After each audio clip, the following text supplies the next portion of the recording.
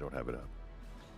Hello and welcome to another episode of Binding Roll, where we play Pathfinder 2nd Edition in the world of the Ninth Age. If you are unfamiliar with the Ninth Age, it is a rank and flank tabletop strategy war game that I play all the time. This YouTube channel is dedicated to. If you're remotely interested in that, please click the link in the description below, take you to the official website. It is a community-built game, so all the rules are free, and you can use any models you want. It's awesome. But today we are playing Pathfinder 2nd Edition in the world of the Ninth Age. A couple reminders to everyone: please hit that like and subscribe button. We're on TikTok, we're on Instagram, we're on X, now called instead of Twitter. We're on all those things, so please please click those in the description. If you're interested in supporting the channel, number one, please hit subscribe. We're looking for subscribers. Two, we're light on players lately. If you are watching this show and you want to play with us, just message me. We can make that happen. So, and lastly, when you hit the subscribe button, you will give our players a hero point, which lets them do a free reroll or stabilizes them in death. So that will help out the players. But that's about it. I think that's all comments I have. Let's get started.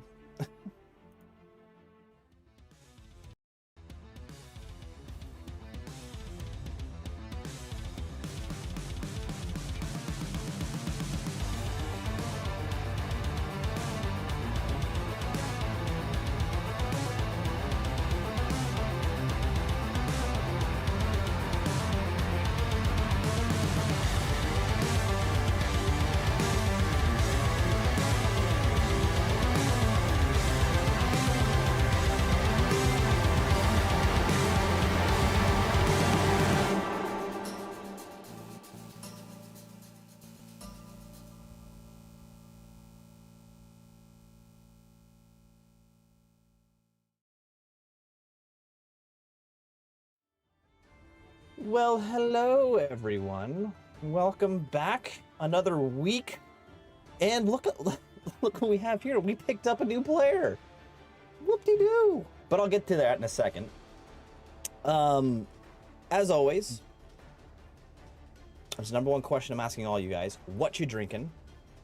And I'm gonna go ahead and just tell you what I'm drinking. I'm on these Root and Branch Brewery here in New York. They're really good beers. This one's called Life in Fate XX, and I'm just gonna read what's on the side of the can because I like reading these.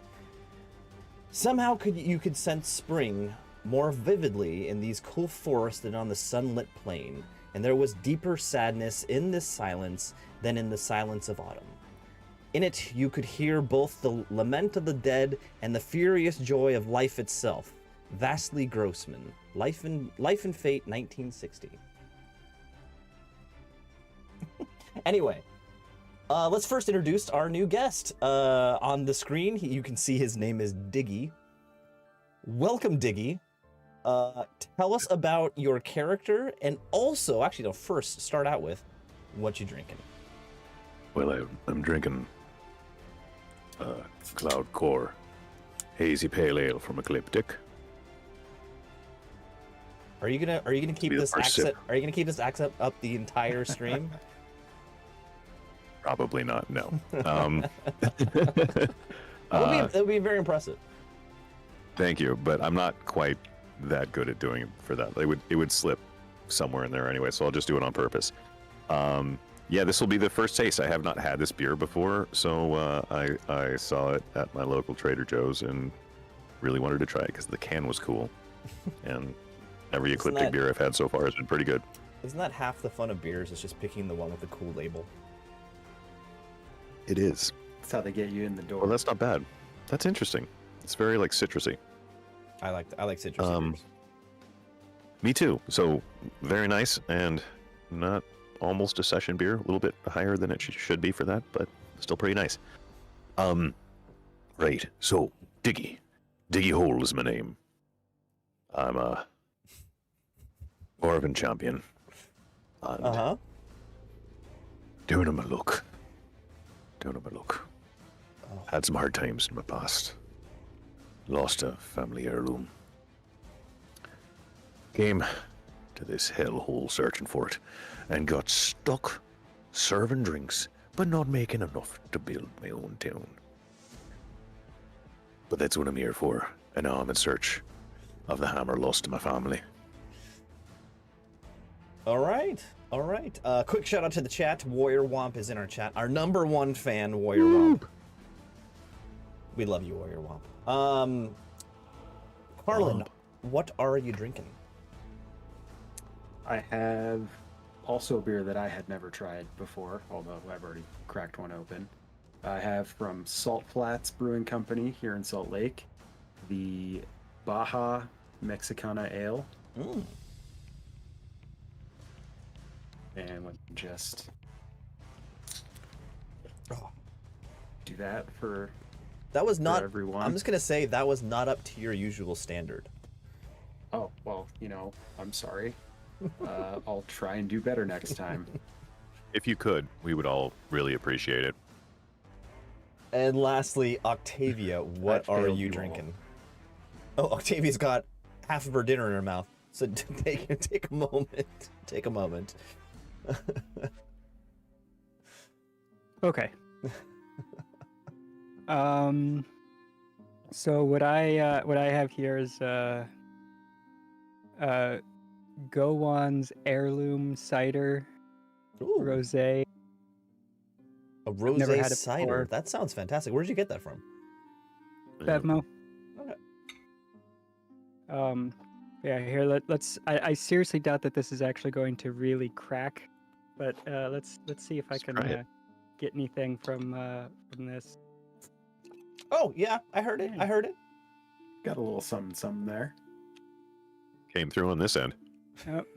It's not as good as a can, but it'll do in a pinch. All right. So we're all settled in. We have our adult beverage for the evening. Oh, that's good. That's good. Nice. Where is it made? What's the name of the company that makes it? It's a family-owned Gowan's heirloom ciders. Let me see if I can find specifically where. Oh, it's California. Oh, okay. Nice. So. All right. Really good. Take your drinks, sit down, relax, take a load off for a second, and let me remind you of where we are in the story. Our adventurers have made their way to Zalamon Takesh, the capital city of the Infernal Dwarves, the Dwarves of the East. In this land, Carlin was sent to determine what happened to Carver, another warrior priest in this capital city. Octavia is here for a secret mission. She snuck in through pretending to be basically livestock. The mission is known to the party at this point, though. That did get revealed a couple sessions ago. Oh yes, your goal is to assassinate the Overlord. That's as we don't know why yet, but that's what her assigned goal was. Right. Last episode, you guys, or Octavia ran into a roving group of chilled street urchins, little kids who she befriended and now are emotionally attached to. Carlin found his way to these children also, but through he was hired by the Overlord to get the other leaders to come back to the table in the center of the capital and talk to him. And the first was to do this for the leader of Shamut, which is the god of basically punishment. And to do that, he was assigned with finding out who the Vulture is. And the Vulture is this mysterious slave purchaser who spies up all the cheapest slaves and they're never seen again. It's kind of bad. So they followed, they ran into not ran into, but they discovered that it's probably the vulture is a Marzook, a mother of 3 who lives kind of mysteriously in this really nice compound in the middle of the shackles. And they are now scoping it out with their little children spies, Octavius children spies. Carlin went off to an inn, and kind of that's where we left off. I'm gonna say it's the next morning, Carlin. You can stumble your way down into the common room of the inn, and I'm gonna say, Octavia, I think you were out all night, scoping out the compound of Marzooks. And I mean, we're not getting the specifics. You make it back to the inn at the same time. You're both in the common room of the inn. I like to think that I came through the window again and then came down with Carlin. Just came down the stairs like, I've been here the whole time. Nobody saw me go up, obviously. So it's, where did that Pegasus come from? All right. So I'm sure nobody noticed. We are going to go ahead and jump right into a map situation here. Hold on. Oops, didn't want to do that. There we go. Looks like you were actually prepared for this session. I know. It's crazy, right? It's absolutely crazy. And let's go to the map here. You head down to the common area of this bar, which I didn't name it last session, but this is... It's just called Hamish's. And this space is obviously, as you can see, there's an L-shaped bar in the back. There's some bench picnic tables, to very simple wooden picnic tables. It smells of basically like hearth in here, because behind the bar is a ginormous glowing hearth that's constantly lit and lights the space. This is early morning time, and behind the bar is our good friend Diggy. Diggy is behind the bar tending bar.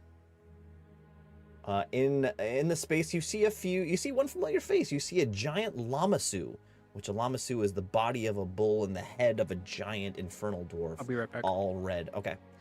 He is at one table, hunched over his drink, sipping at it. There are 2 very drunk dwarves to the left here, singing as you enter the bar at this early in the morning. They must have worked all night, and this is they got off of work. And then in the bottom right, there are 2 hobgoblins, quietly chattering to themselves and partaking in some morning breakfast. Just for the sake of clarity, are the dwarf patrons regular hold dwarves, or are they infernal dwarves? No, they're infernal dwarves. Okay. Just checking. All right, coming down the stairs, I will walk up to the bar and say, barkeep, good morning to you. Morning to you. What can I do you for? I would like a beer and Right. what kind of breakfast fare do you have in this fine establishment? Is there a kitchen in back? Let's... Or am I the chef here? You're the chef also. But basically, your only cooking utensils is the hearth. And the only food you can really is what you found this morning. So I want you to go ahead and give me a crafting check. Crafting or nature, Crafting. either one. Crafting or nature. I'm going to go with crafting.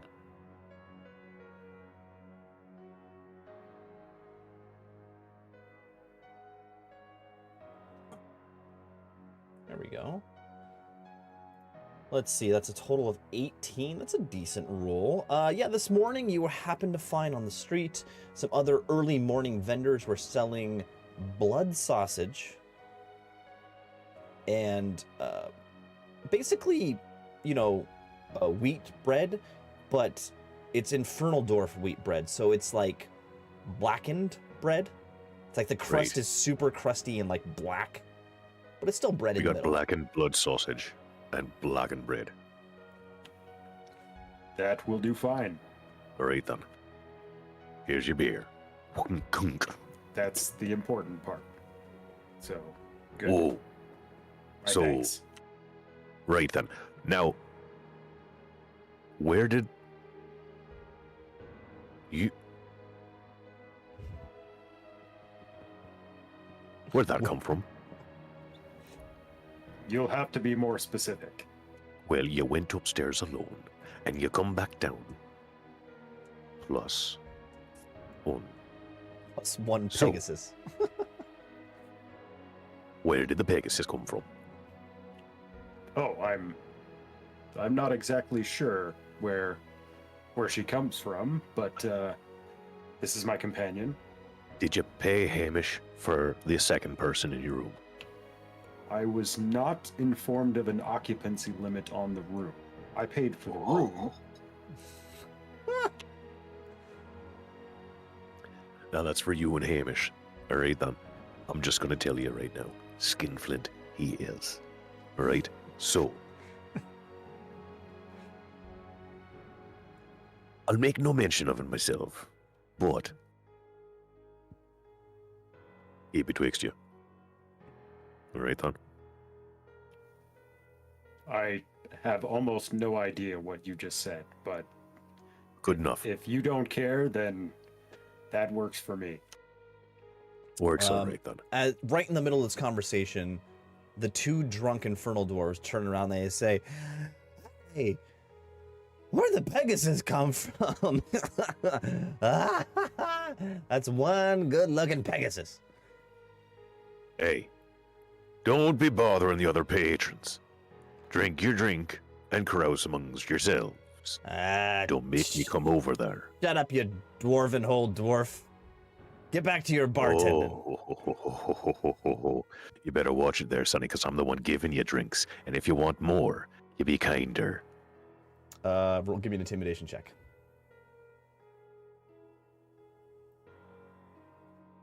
You never piss off the bartender. Right? Would my glare come into this situation at all? Oh, Oh, no. oh. Great start. That's a natural one, folks. That's a natural one. Oh, God. This is Here it initiation. is. Don't forget to reset your hero point. Yep, everyone has one hero point. Can You I say re- this. You say this I to don't these need the two hero point for dwarves, and they look at you and they stare at you for a second. They're like, "You're no Hamish. You don't speak for Hamish. Where's Hamish? I don't know. You, Nor do I really care. He minds himself and I mind the bar. you do know Hamish. Owns Well, the I know bar. Hamish, but I don't know where he is. He often leaves for long periods of time, like months to weeks to months. Right. He's a globe trotter. And he don't And tell me he's- where he goes. He left approximately a month ago. Right. So he could walk through the door at any time. Yes. Cool. Yeah, why don't you just go help that damn Pegasus and that Son Stallion? That's just this bar sucks. Larry, do you want to go to the next one? Okay. And they slam their beers, slam the mugs on the table. They start to like wobbly walk out the front door. That's Well, great good voice work, riddance to you. Swamp Swimmer. It's really great. I can't tell if you're joking or not. 6 of 1. Yeah, I mean, it's like 50-50.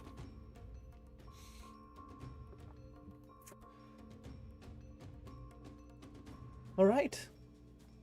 So, Pegasus. Do they have a name? I direct this at Carlin. Well, I will say that she's not particularly talkative, but you may call her Octavia. Octavia, would you like some breakfast? Oh, you. He looking back at Carlin. That'll be 4 silver.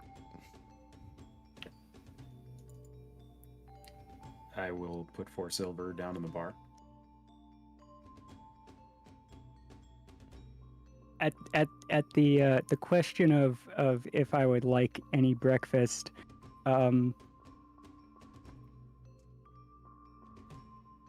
having witnessed this whole thing with the drunks, I want to kind of get a test of how shock resistant he is. So essentially, I will actually speak and say no meat.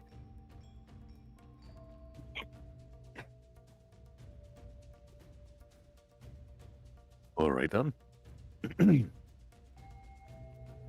He's a bartender. Seen it all. He hasn't Blackened seen bread it me. is. And then I turn around, grab blackened bread. Because it's already smoldering there. Like, it's kept near the hearth to be warm. It's Yeah. There's not It's real more- cooking that happens here as much as it's put on a stone surface that's near a hearth. It's just basically reheated. And It's reheated. It's bread. Yeah. it's more charcoal than actual bread at this point. I mean, the back half of it. And then without warning, as you're saying this, wham! The double doors at the front of the building fly open with a kick. And none other than Hamish himself walks through the door. And he says, "Can you believe it? Can you believe it? No, I come usually no. home, and that damn vulture is back." Oh no, the vulture. What have they done wrong now? Diggy, shut up.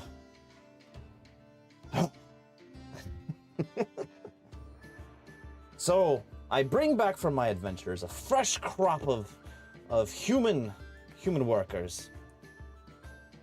And I set them out to auction. And he gets to the bar table and puts his elbow down and he's like, "Diggy, why haven't you served me a beer yet?" Oh, right. Funk. So as I was saying, I fresh crop, wonderful livestock, and they go to the auction house, and no one bids on them. And then out of the blue, I don't know who did it. I was out having talking with my other friends, and it gets bought up by some bidder on the lowest bid, pennies on the dollar, and they're gone, nowhere to be seen again. This is unreal. So you got cheated out of your good money for those slaves? Damn right, Diggy. Finally, your dim-witted dwarf mind finally comprehends something. And he takes a swig of his beer. Dare they? That is so ridiculous and repugnant of them. Amen to that. Amen to that. Oh, I don't know what I'm gonna do about this damn the vulture. It's plaguing our city, Who knows? plaguing our economy. Very true. I know 2 dwarves left earlier today complaining about the vulture taking things from them too. Diggy. Why is there a Pegasus in my inn? I thought we served anyone that had good coin.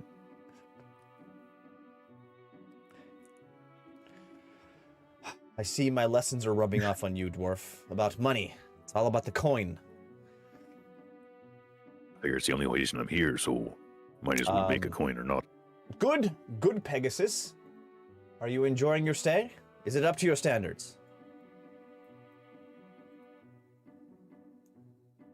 I'll look at him and give the quizzical head tilt like I don't understand. Very well. But I will put a silver on the counter to pay for my bread. Okay. You take it. You take a gnaw on the bread, and it is. Oh, It is I imagine it's awful. It's unappetizing. And I think all of you know this. The Infernal Dwarf culture is not known for its cuisine. Oof. He says very well. Takes another swig of his beer. Human, what brings you to my small corner of Zalamantakesh? Well, I found myself in the area, and this was the closest inn. I will say it's certainly adequate for the accommodations in the city. I commend you. I don't. No, I mean, why are you here? What business are you in, sir? Connections, networking, my good man, networking. Well, All about who you know here in Zalamantakesh. Excuse me, Diggy, quiet down. I'm having a business discussion right now. I need you to be quiet. Know your place, Diggy. Yikes. Well, I am. Diggy's going to turn around and go back to the. I am but a humble warrior priest of Sunna, here on a mission from the Empire of Sonstal in the west. What is your mission, sir? Well, I am to do research in the archives of this fine city. Oh, you're a academic. How absolutely boring. Academic-ish. Very well. Do you know of anyone who I could pay to take care of this damn vulture situation? I nudge Carlin with one of my wings.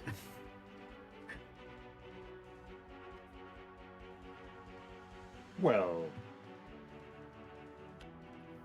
not to share too much of my own business, but I have heard quite a bit about this vulture situation, and Suna commands that we protect the weak. And I was thinking that it was high time someone dealt with this situation, and I was planning to look into it personally. If you would like to help fund this endeavor, then... You know, you could also staff it a little bit, because I wouldn't mind making a little extra coin on the side. Diggy, what did I tell you about speaking? Right, back to my beers. As Now, he good- now, plunks good- another beer in front of him. Now, good Sonstallion, I'm a shrewd businessman.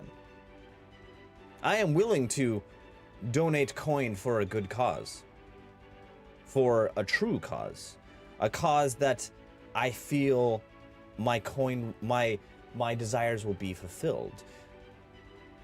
What sort of assurance what sort of lead do you have to who the vulture is? No one knows.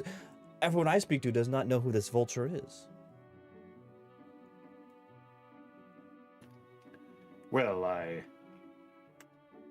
assurance in these trying times is hard to come by, but It's I very can true. say that I have some information, though I cannot share my sources. I have promised them confidentiality. Hold on. Immediately after you say I can't share my sources, I'm gonna say nobody holds their breath around a lowly Pegasus. Oh. No. Oh. I see you have your secrets, maybe more information, but again, I must have assurances. let's see here, and he whips out just a. He says, "Diggy, Diggy, Diggy, pay attention. What? Give me paper, Diggy." Well, your fucking secretary. I'm your bartender. It's behind the bar, Diggy. It's not that complicated. I know for your. Ethan, just taken, and he's gonna come out with like, and it's gonna be a piece of charcoal, like tiny, like fucking tiny. It's like a pencil, you know, a number 2 pencil when you're a kid, and it gets sharpened down until it's just the eraser and the triangular part. Yeah. That's That's what I'm exactly what I handing was picturing as well. Glad we're on the same page. And Here we are. he looks at the paper and the flint or the charcoal, and he's like, "Oh, Diggy. And he picks it up and he starts scribbling. He starts scribbling the paper. He says, "I say, I will donate to your cause 1,000 gold pieces. 1,000. But purely, but in order for me to do this, I must know who your target is, and you must take me along." Us, maybe. You need some backup. No, Bulls. I'm sorry. You must take an agent of mine along. Ah, excellent. At first I was a little bit apprehensive. A fine business owner like yourself should never be put in such danger, but I think he kind of glances over at Diggy and says, "But your bartender here, who of course is already in your employ, seems like a capable gentleman, like he might be able to handle himself in a fight." He says, Diggy? Diggy? My Diggy? Oh, No. If you want a capable hand at your side, you must, of course, turn to, and he turns around and waves his hand like Vanna White, like there's something behind him. My trustworthy son. What? Where's Harmon?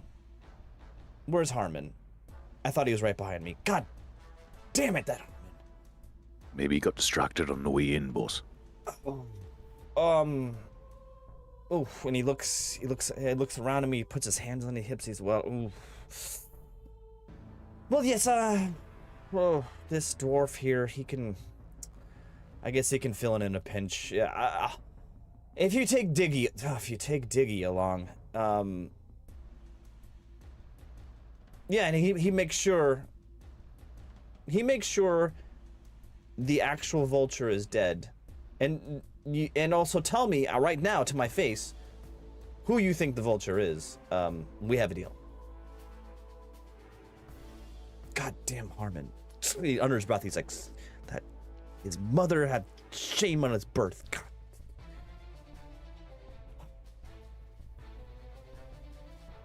Well, What do I know of Harmon? also you- Warrior Womp in the chat says classic Harmon. Classic Harmon. Hilarious. Friggin' Harmon. You know, like you have a lot of experience with Harmon. He is a typical entitled kid of a wealthy merchant. Has a mean streak. I think I know what house he got distracted by. Yeah. So, human, what do you say? What do you say? This Well- vulture is costing me so much in business. I need to have this dealt with. Who is the? If you have information who the vulture is, I need to know right now. Well, in my time in your fair country, I have learned a great deal about negotiation, and I look over to the other side of the establishment and look at, I'm assuming the Lamasu sitting over here is our dear friend Emerald. As you look over him, you see he's looking at you. He's like, And he's laughing. he's making all the gestures like, no, not me, no.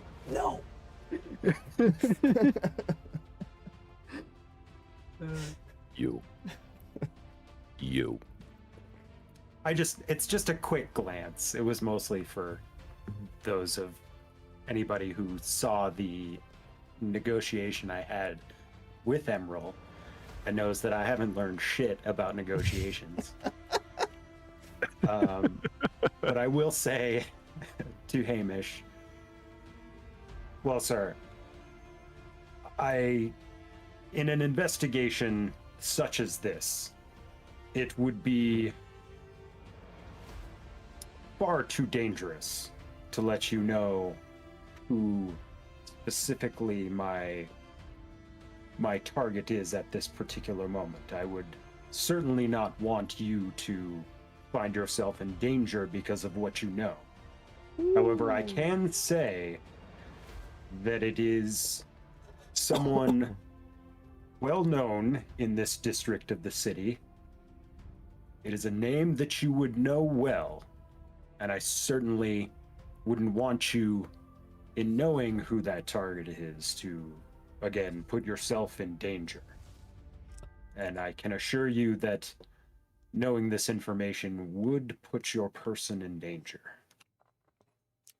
Give me a diplomacy check. Maybe society, more diplomacy or society. All right, we'll go with diplomacy. I am going to cantrip guidance on myself for the +1.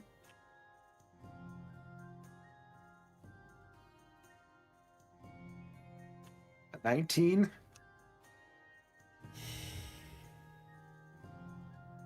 Okay, I need to actually check this. Let's hold on 1 second. 1 second here.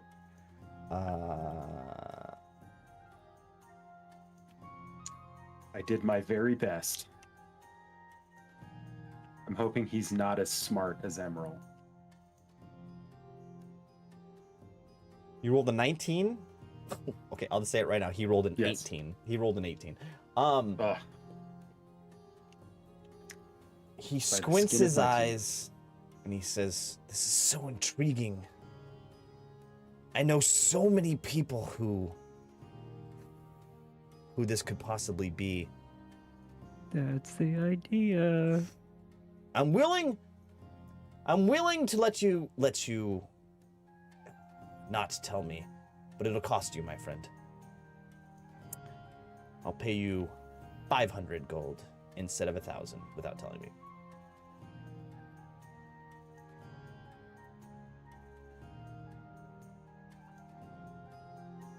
Even though it is intriguing, I'm a man who prides myself in knowing what happens in the aristocratic circles of Zalaman Takesh. Well, I can understand that. A man of the world, a man of the city, an important figure in this place. Can't afford to not know the goings-on of a city. Let me propose this to you. How about 500 to fund this particular expedition, this particular investigation, and when it is finished, another 500 upon completion of the task, and you will be the first to know as soon as your life is no longer in any danger. You will be the first to have this important information that will affect the entire district of the Shackles.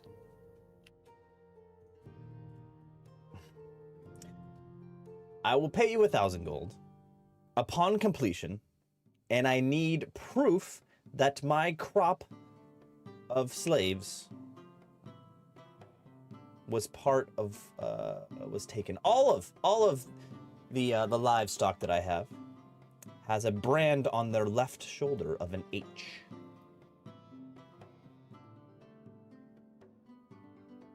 What happens when you sell them to somebody else? They still got your mark on them. I don't sell my livestock very often. No, that's right. You should know that. Diggy, you do not have a brand. No. Diggy would die first. Respect.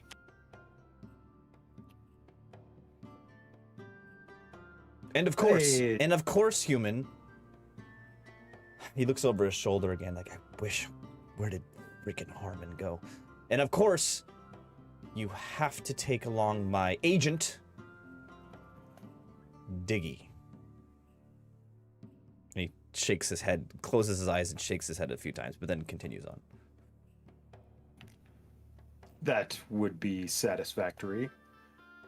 Now you say you will pay 1,000.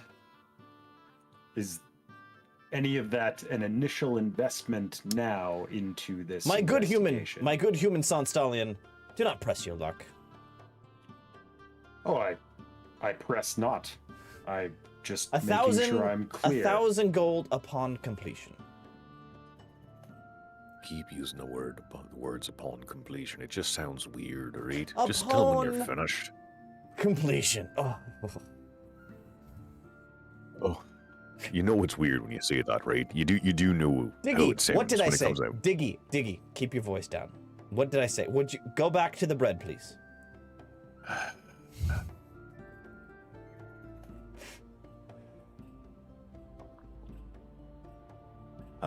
Diggy goes back to the bread, but like over the course of his time here, he has found what would amount to the best whiskeys and put it into a barrel of his own to age. Yeah, fair And enough. he's going to stop off and draw himself a small shot because it's one of the few things that keeps him from killing everyone in this bar. As you head off to do, like, you kind of go around the corner of the hearth to find that barrel you did, and as you do that, Hamish leans over to Carlin. He says, "Hey, you just can't find good help nowadays. Just these dwarves. I do too. These dwarves, they're just. It's amazing we come from the same stock, ain't generations ago, ages ago, but this is what they turned into, and this is what we are. But anyway, Carlin. No, I'm sorry. You have not told me your name. Human. What do you say?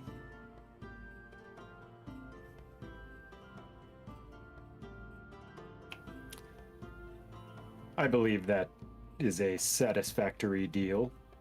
And before you can say anything else, you happen to have your hand, like, you know, just resting on the bar top, slaps his hand on top of yours. Satisfactory deal. It is binding. Good day. Please leave now and find the vulture. Diggy, come over here. Diggy, come on. Come here. What? Please escort these gentlemen. It's not these gentlemen. This gentleman and this Pegasus? Gentle Pegasi? I don't know. Pegasi? I don't. Please escort them out the door. Do whatever you need to do. And go with them? Alright, bye. But before I go, I need to go change into my rates. Because I assume that Diggy's not wearing his full regalia at the bar. Yeah, you can go grab your gear. Yeah. Right. Diggy's wearing what appears to be just like normal tunic, breeches, what you would expect a bartender to wear, little apron. He's going to go back into the back room. And you go in the back room, and Hamish follows you, and he says, "Diggy," and he gets you in private, and he says, "Diggy, if these two attempt to run off with my money immediately, We don't have any of his money. if they attempt to not fulfill this obligation, immediately come back to Right. me, Diggy. Report back to me. Of course. Diggy, do you understand? what is- Do you understand what I'm saying, Why? Diggy? I think so, yeah. Diggy, say, Like me. yes, I understand, Diggy. Yes, I understand, Diggy. Okay, good dwarf, and he leaves. Thank you.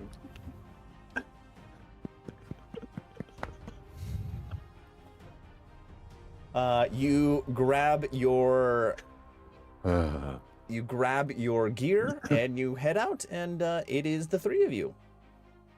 So when he comes back out, Diggy is in full plate with a shield, like a jagged edged shield, and a warhammer that sort of makes your hair Especially Octavia's mane, just a little bit frizzier than it used to be.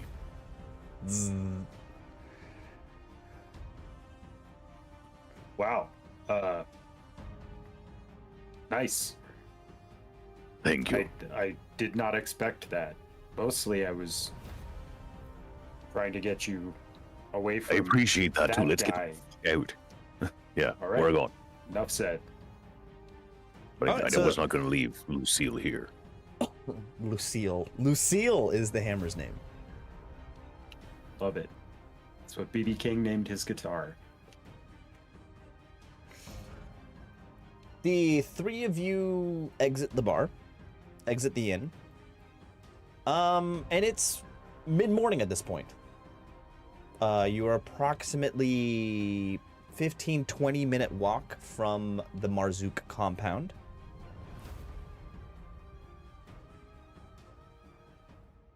What y'all want to do? Great, so what's the first course auction here? You guys seem to know where you're headed. But are you really going to take out the vulture? That is certainly the plan. We have done some investigation. Octavia, what did you and your division of Oh, she's got her Street. meds in. So Okay. no, you asked this question of Octavia, but like immediately a little We're in public. You can't ask her to talk now. 4-year-old boy walks up next to Octavia, in between you two, Carlin, and he goes, "See here, my friend. We have been looking at all this compound all night. May I say it's one horror show over there. The Marzook family is currently in their home. Next time you need any information from my network of children friends, just a wink and a nod." And he touch, he does like his little touches his nose, points at you, and then slips away into the crowd. Diggy, give me a recall knowledge. Oh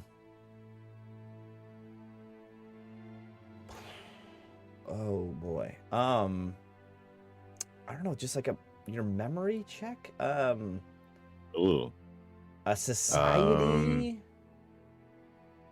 Religion? No, that wouldn't be right. Society. You choose between society, religion, survival.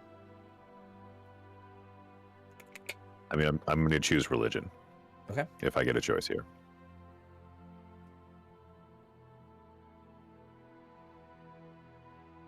Oh, fuck. For Well, goodness sake. 12 still okay. The moment you hear the name Marzook, an image flashes from your memory.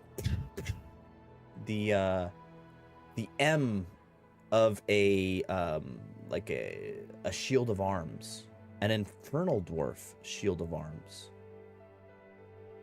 From a distant memory, a memory where your father was killed, where the artifact was stolen. The enemies who ambushed your family were wearing the Marzook coat of arms. You're not 100% sure. You're like, could the M on the shield of arms be Marzook? You get a little excited. We'll find out. We'll find out. I'm talking to Lucille as I'm saying that. Petting his hammer. Yes, we'll find out, my precious. We'll find out, my sweet, sweet woman. We'll find out. Yes, and it is crazed. So it's up to you, Carlin. What do you want to do?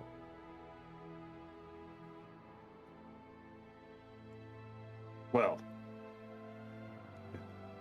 she's still at home.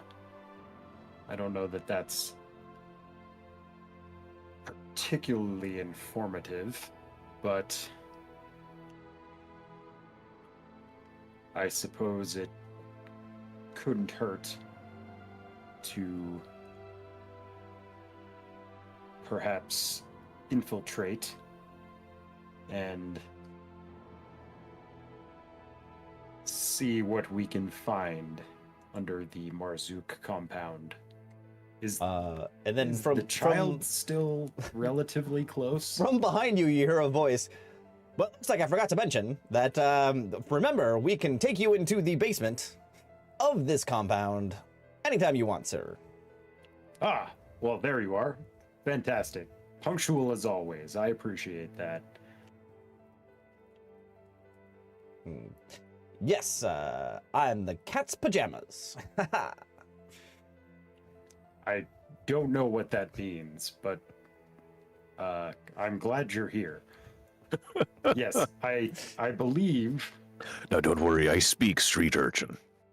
Now, son, you done real good. We'd love to see you around every once in a while. Now, see here. I will see here, because I like what you've done and I like the work you're doing. This dwarf I like is the cutting absolutely edge jam. fantastic.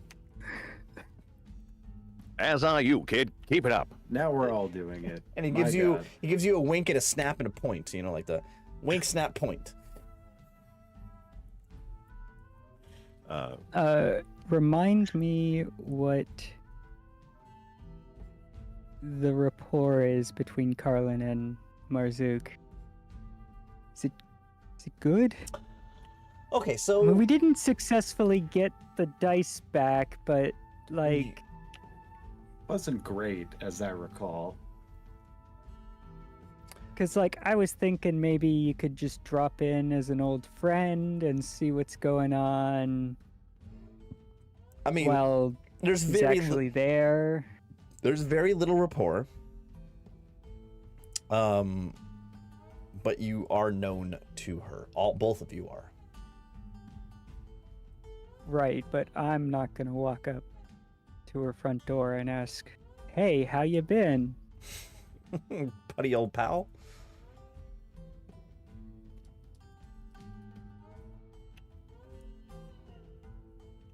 Great. I mean, Well, What do do you you about when suggest working that with street course to Carlin? I'm saying it's an option.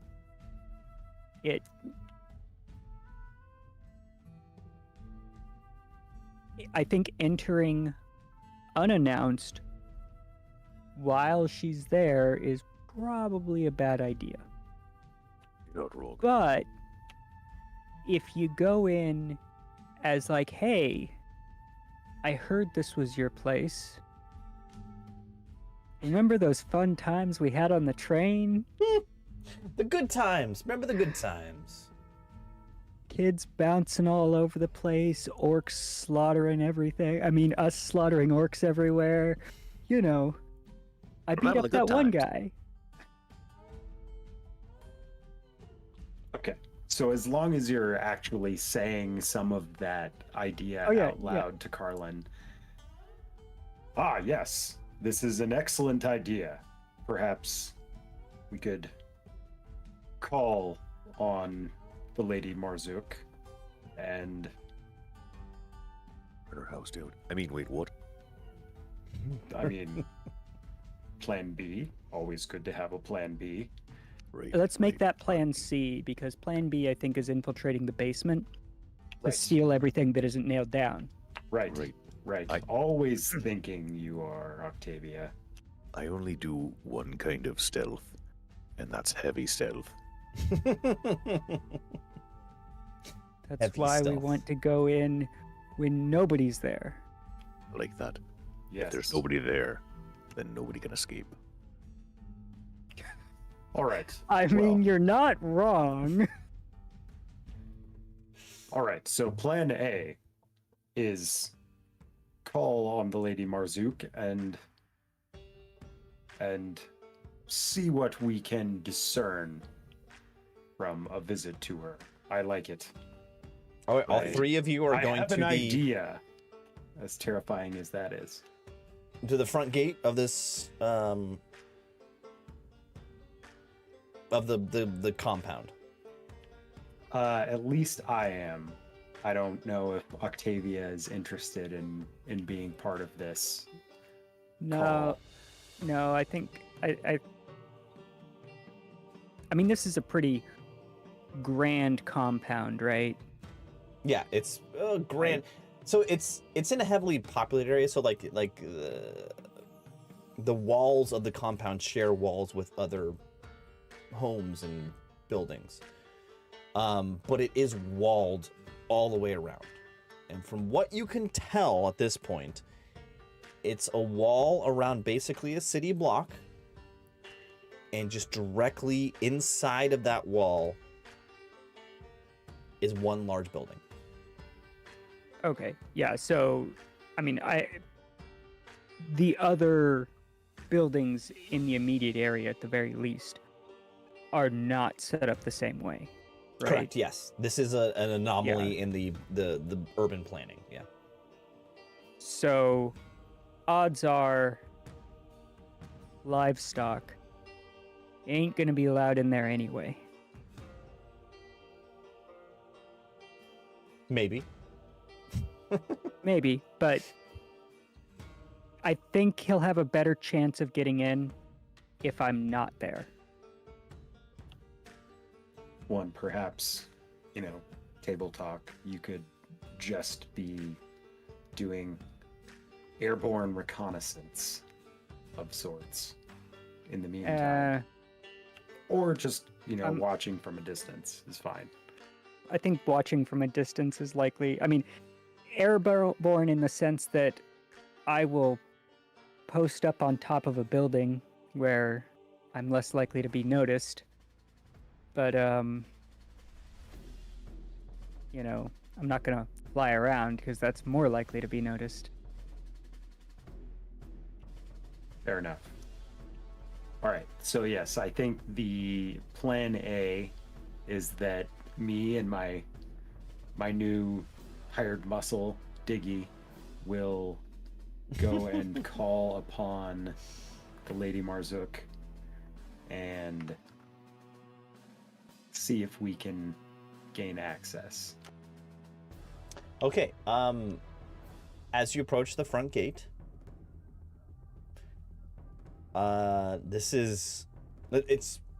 ginormous. It's a two-leafed gate, 2 doors, 10 feet wide total, and it's the entire height of the wall, which is approximately 15 feet tall. The street outside of the gate is bustling. It's inner city of this ginormous capital city. So there's merchants and people and little children walking around, giving you winking at you and giving you a nod and a wink and a point. And the gate is free of no handles, no knocker, no lever. It's just a wood timber gate, and no one's outside guarding it. Okay.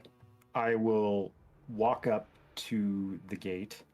I will draw my sword, and I will bang on the gate with the hilt of my sword, and then sheath it again.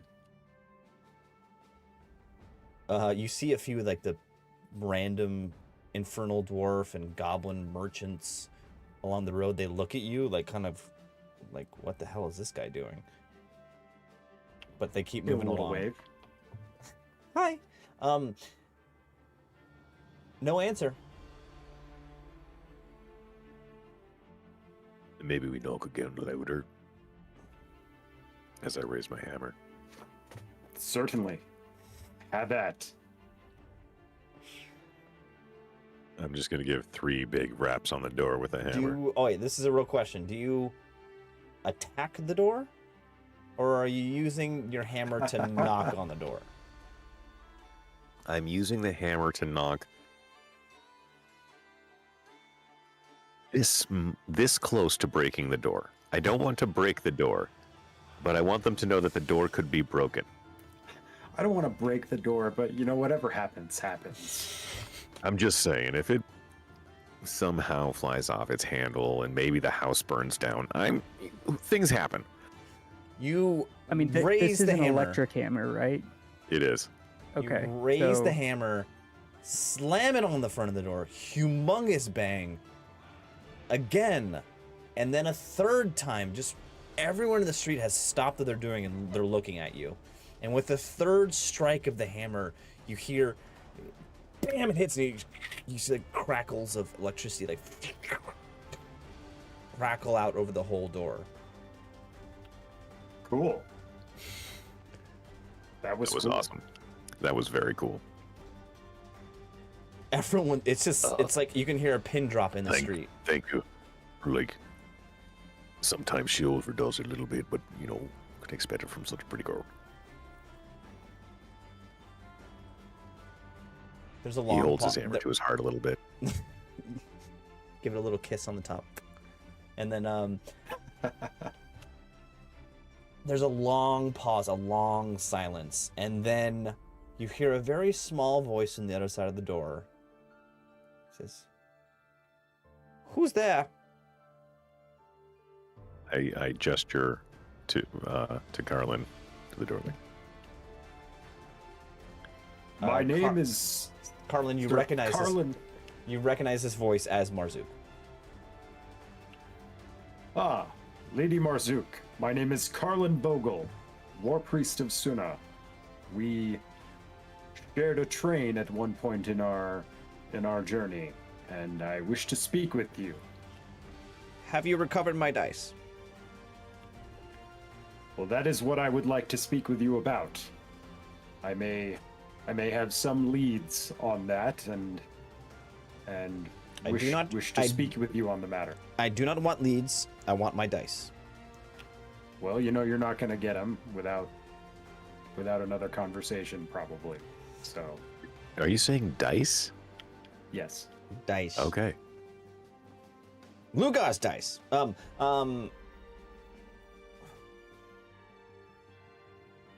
Do not type time. Can you come back this evening?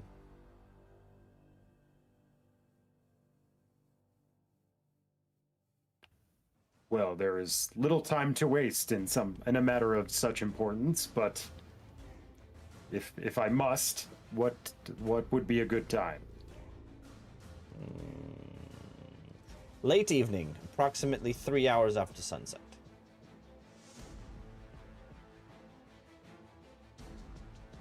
Well, I don't wear a watch, but I'll. What is what do my is your best. lead? What is your lead? You can tell me through the door.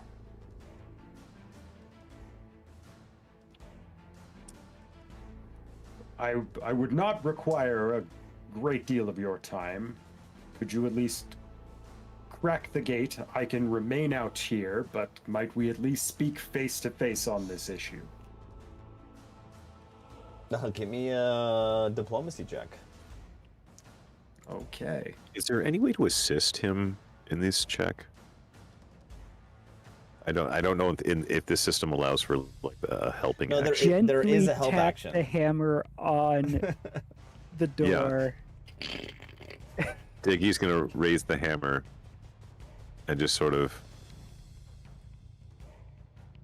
as it reacts to metal, rub it on his shield Hair and have stands the up. little sparks pick up and go.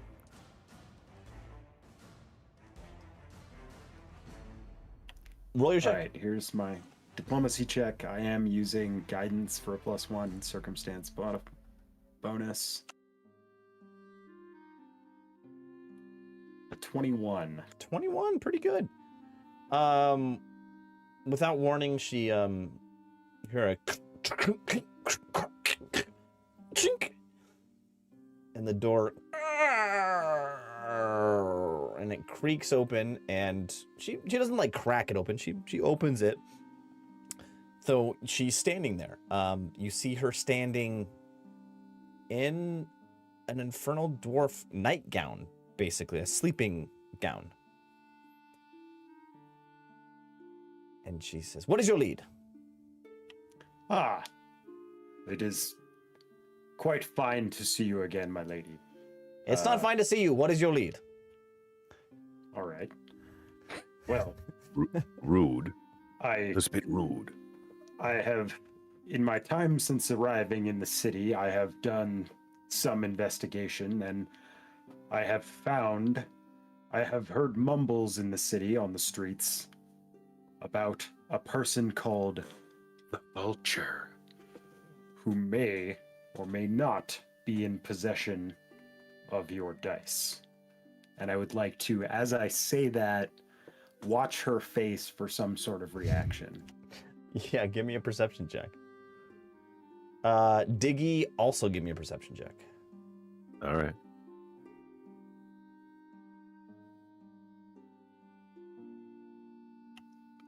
"22."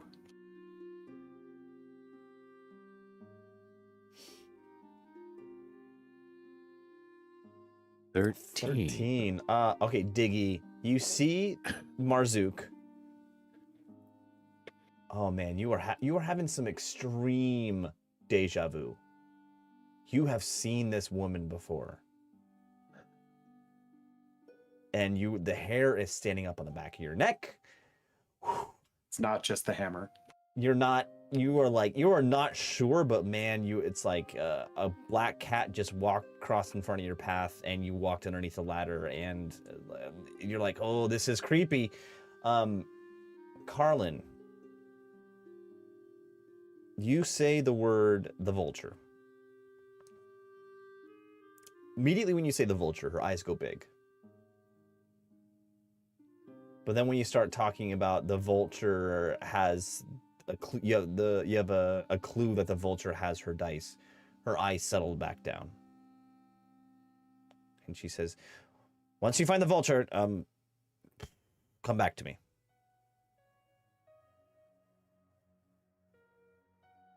Octavia, where are you this entire time? I imagine that I'm like on a roof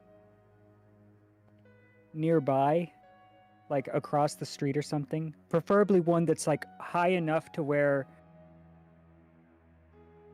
you wouldn't be in immediate view of somebody looking out the door. Give me a perception I'll check. be right back. Yeah. All right. Perception. Crap, I knew I forgot something. I need my camera controls.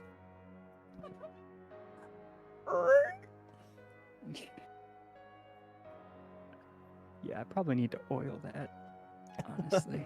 Okay. There we go. All right. Perception is +9. Jealous of the multi-camera set. Oh, I can't see it. no. We can't see it. We can't see it. Oh, Oh, no. That's a natty 1. Oh no. I'm gonna. Are you gonna use your hero point?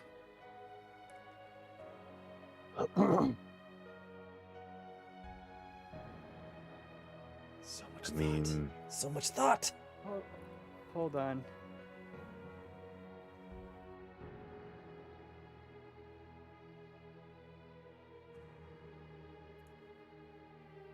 No, I'm I not. love it. You're not gonna use your hero point.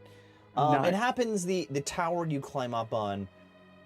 You do this a little late, and by the time you get to the top of the tower, Carlin and Diggy are already knocking on the door, and this tower has a completely obstructed view. You're like, damn it! You can kind of see around. No, you can't kind of see around. You see nothing. You wasted this entire time. Yep. Okay. I mean, that's fine. Sorry, I had a quick question. Being unfamiliar with this system, sorry, normally a 5e player, is there an insight style check, or is that bundled with perception?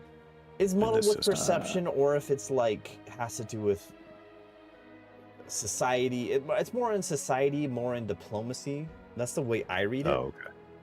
Gotcha. I could see it being any of those three. Yeah, and the way I read it is like I'm gonna, for every roll, I'm gonna throw out 2 or 3 different checks, and you can choose between those. Gotcha. Sorry, because I was just curious if her reaction to being told that the vulture had her dice, if I could gain any insight into what her feelings on that. I'm gonna Just too late. You already rolled a perception roll. You rolled decently. Yes. Yeah, I mean, you notice it also. When he says Okay. the vulture, her eyes go big. But when he said the vulture had her dice, did her eyes? You said she had sort of a normal reaction to that. So I'm gonna Like spell it she- out. When you said the vulture, her eyes surprised and shocked. But then when you start referring to the vulture as another person that you have other contact with that's not her, she like relaxes. Gotcha.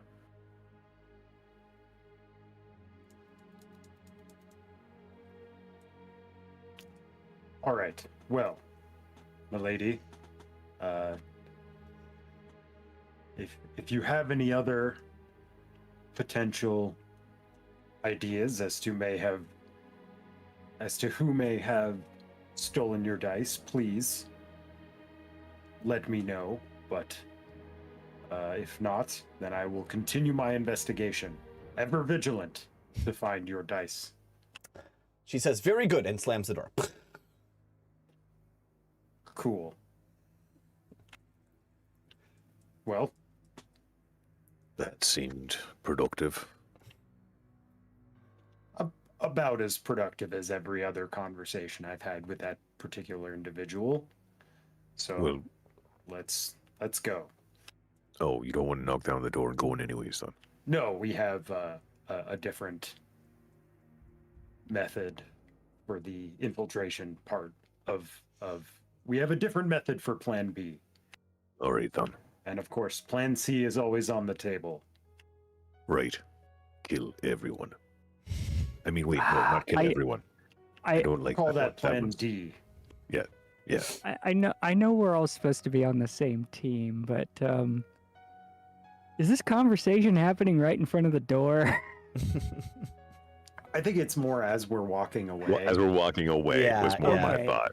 Okay. Octavia, okay. you're not part of this. You still can't see what's happening right now. You're Yeah, like, yeah. wait, are they still there? What? Where? I mean, I figure after a couple minutes of realizing that I just can't see anything. After a few minutes, you're still looking, and you hear a voice from behind you, and it says, "Now see here, Pegasus, my Pegasus friend. You can't see shit,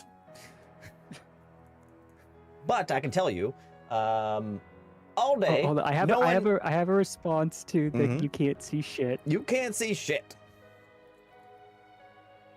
Can you put that in a memo titled "Shit I Already Know"?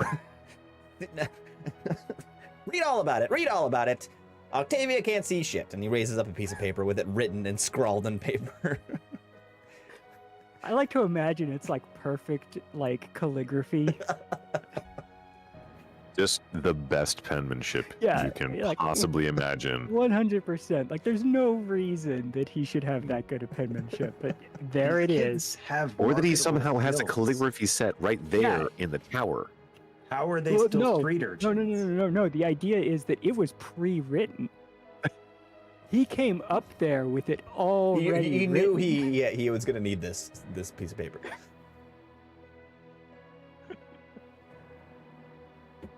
But he does tell you. I'm gonna cut the voice out for a minute. Oh, No one, since they returned early this morning, no one has entered or exited the compound.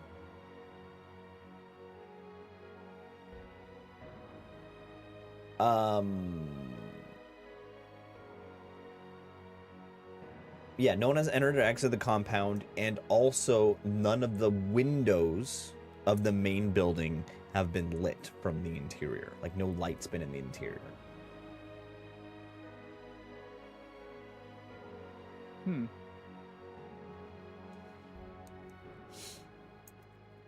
I mean,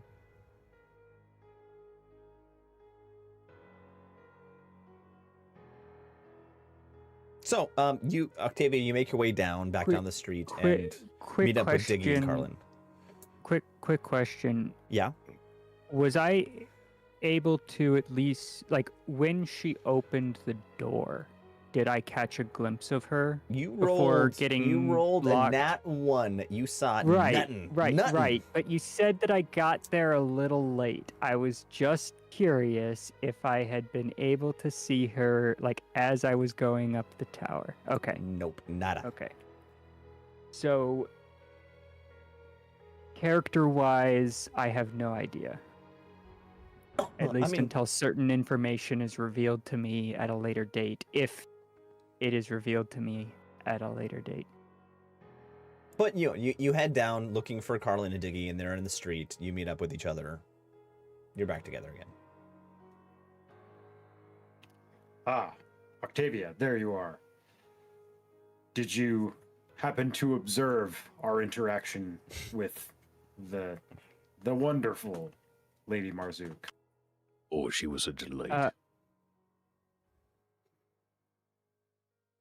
Can I have the paper that the child had written? Yes, you have it. Yeah, you have it. Okay. I give you that paper. Wow, this... Did you write this? This is incredible. Your dexterity is amazing. Okay, to be fair, my dexterity is amazing, but... It's true. I look at you kind of incredulously, like, really? Really? So no, is what I'm getting. All right, either way, well, what we did find in our brief conversation with the lady of the house is that I believe that she does know something about the vulture. My brilliant plan was to say that the vulture was the individual who stole her dice. And she reacted to that fact with great surprise, but almost immediately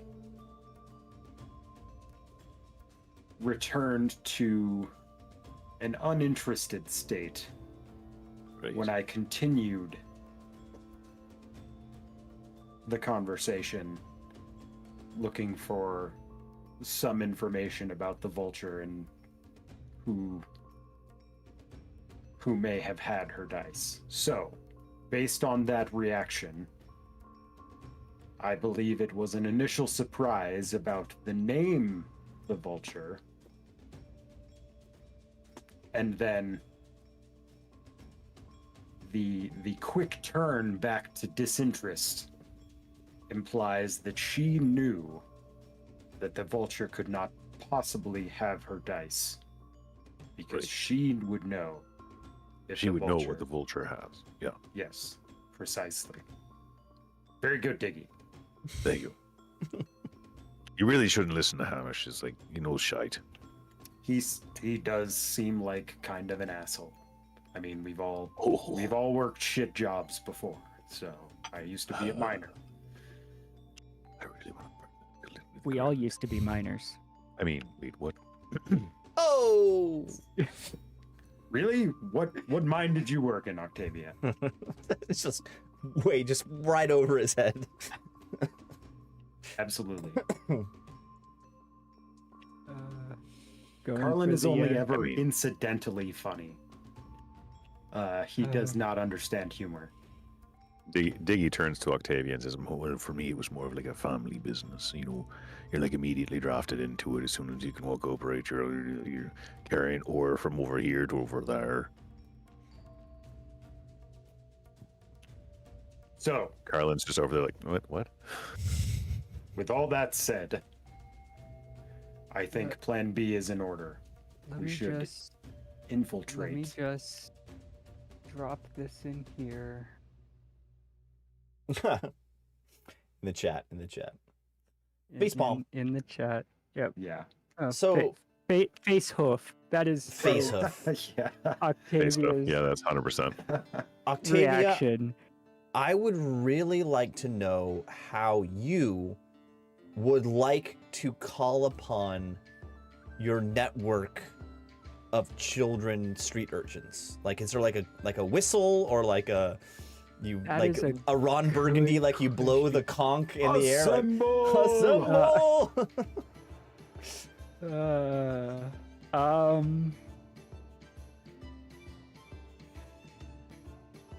Oh, that's a good question.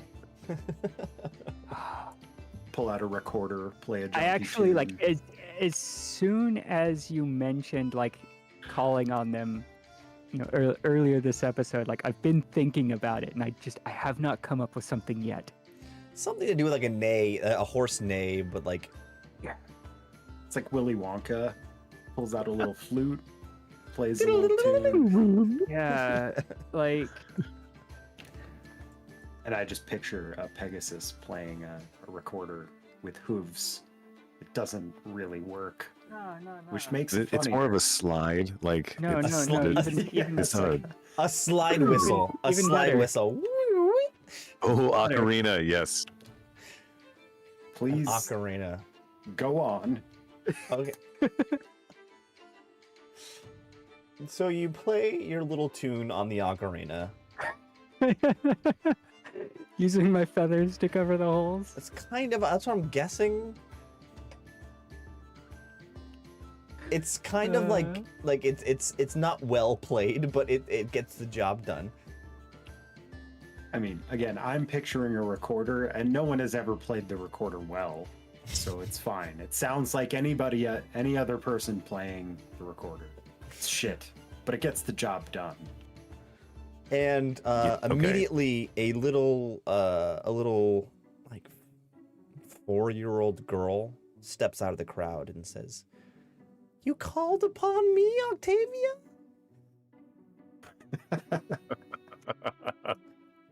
I love you, Octavia. Tell me what to do." Carlin gains the frightened one condition. I mean, I think everybody gains the frightened one condition. God, Iggy is glows my slightly like and puts little a hand on your shoulder and dissuades the fear. is my like small girl child voice that bad? It's a little like it's gonna murder us in our sleep. Yeah, Okay. just- okay. like a little bit. Which I assume is what you were going for. It was Right? not. It was not, but continue.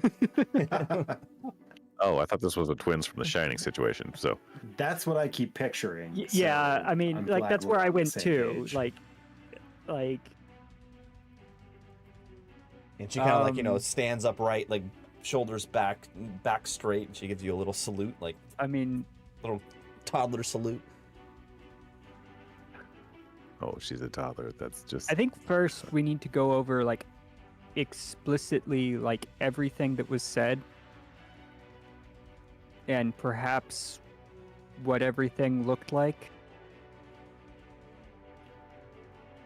Okay, I will recount the brief interaction that we had. And then I was like, and then she was like, and then I said, and so on. It was crazy, Okay. man. It was crazy. Let me be a little bit explicit here. I'm Swear looking as much for as you want. I'm cool with it. I'm looking for what she was wearing, a nightgown. and B, I'm looking for the fact that she told you to come back 3 hours after sunset. Right. Like, what likes to sleep all day and come out at night here? I mean, that's exactly it. Because what was relayed to me by the children was that no lamps had been lit internally since they got home. They're all probably sleeping right now. during the day, but why all of them? Why? Well, 'cause they all go out Why at would night. Why would someone sleep during the day and be awake at night? in a fantasy world. Crazy. I don't know. You say this talking to a rogue. What would you like to do? Right. So, are you saying that our infiltration should happen during the day? See,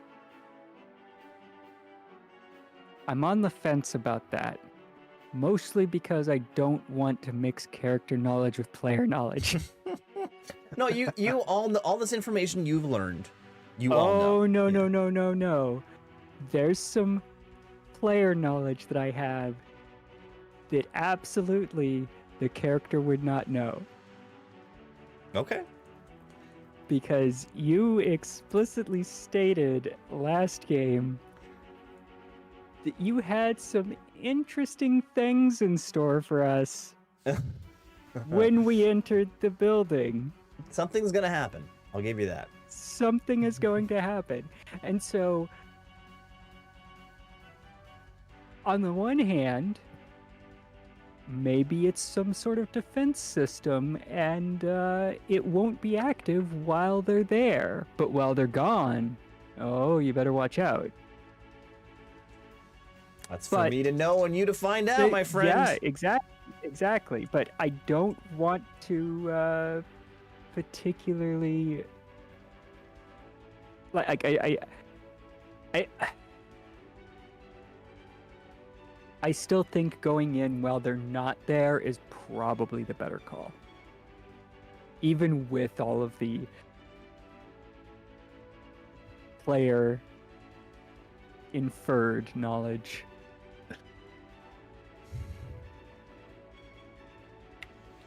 Well, but if they're sleeping, and if they sleep during the day and not at night, the most stealthy time for us to infiltrate would certainly be when they're sleeping. Right. And like, But- it took a really loud knock of mine for them to like come out and say. How far is it from the wall to the building? 100 feet? Yeah, it's no wonder it took a really loud knock. There's 100 feet between you and anybody that's likely to hear it. Especially if they're sleeping. Especially if they're sleeping. So like, getting in I right now should be real easy for us then. No. Oh. No. Well, I mean, if it takes that See, kind of here's- very impressive knock on the front door, Here's we go in through the back Here's- door. let me pose this question to you. Who's more likely to hear something going on in their house? Somebody who's there but asleep, or somebody who's gone? Well, how do you know they're all gonna leave the house at night though? You don't have to insult my intelligence. All right, what's it Hold gonna on, be, I have a guys? response What's to it gonna this. be? I have a response to this. It's Soundboard. completely out of character, but it's okay +0. I To be fair, I also have a +0, so I don't understand what you mean. Is But this, yes, is this an if intelligence you- joke? Think that, I mean, I understand. If they're not there, then our yeah, I mean, ultimately, I think it's. I don't want to confront her and whatever her children turn out to actually be. I mean, we already know they're monsters. Even Right. if they're entirely mundane monsters. Right, exactly. Right. So we burned the house down then.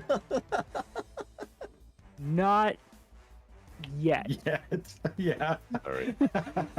It's not off the table, it's just on the edge. We'll get to it when we get to it. We'll burn that bridge when we get to it. All right. Now, is the child still standing there as we argue amongst ourselves? Yes. Yes. just All right. completely stone-faced, just like looking at you like, Yeah. Like the twins course. in The Shining.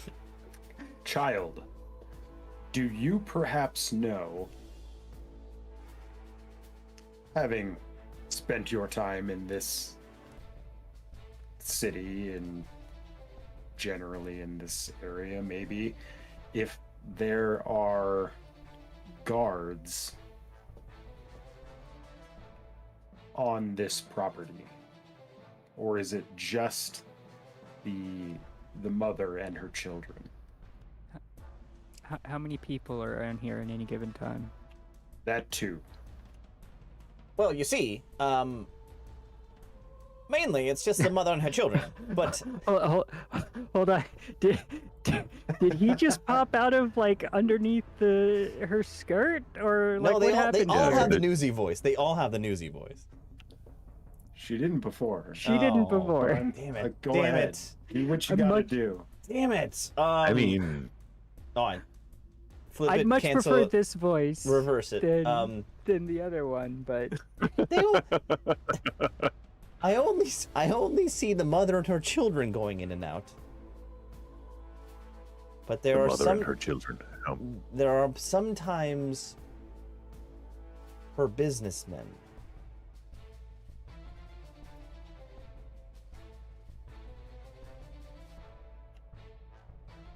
like You'll have to John's? elaborate on that. Yeah, that's what I was thinking too. God Many, damn it. many hobgoblins that go and do her business for her. Go to the market.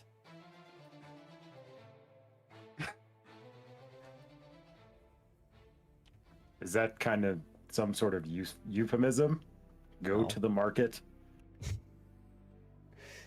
They're hobgoblins that do business for her, that represent her in the market. just buying and selling things. And people, yeah. I was including people in the things because Because that's a thing. that's a thing Around here, here. apparently. Yeah. right. It's pretty fucking terrible. You don't got to tell me twice. I spent most of the ride here in a cage. She did. She did. Those Um, freaking bastards. How dare they cage you?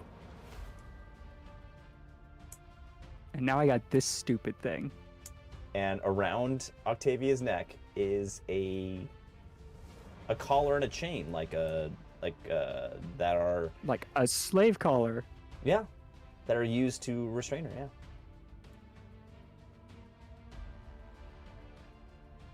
Now, are you keeping that on as a disguise, or is there no way to get it off?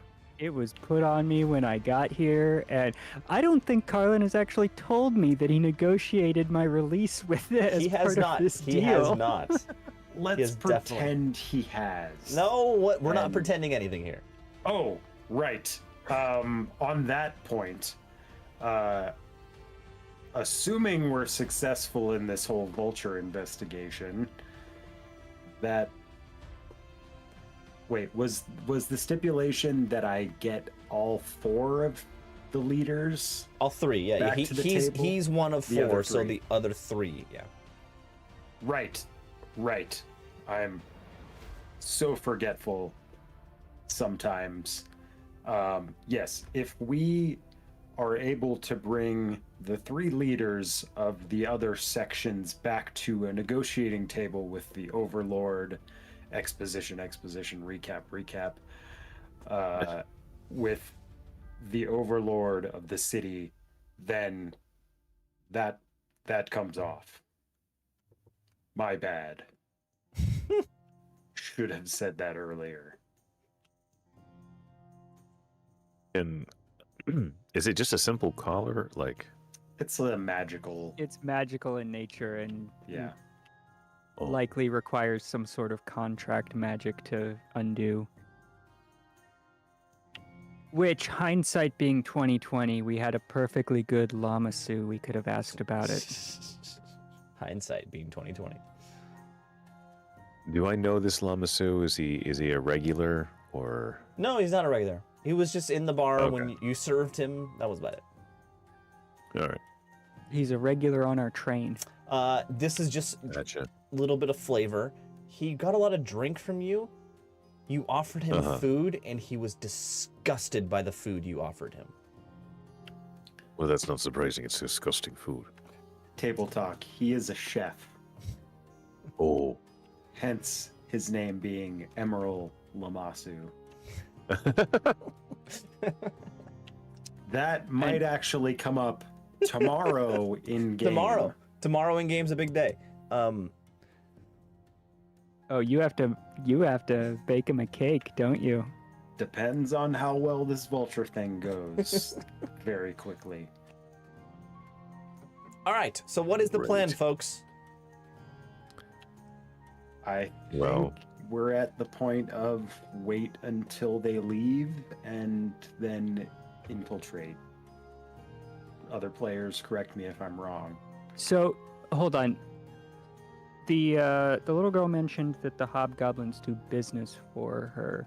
Yes, Do they they do business for him. Actually stay at the compound, or No, they do not stay at the compound.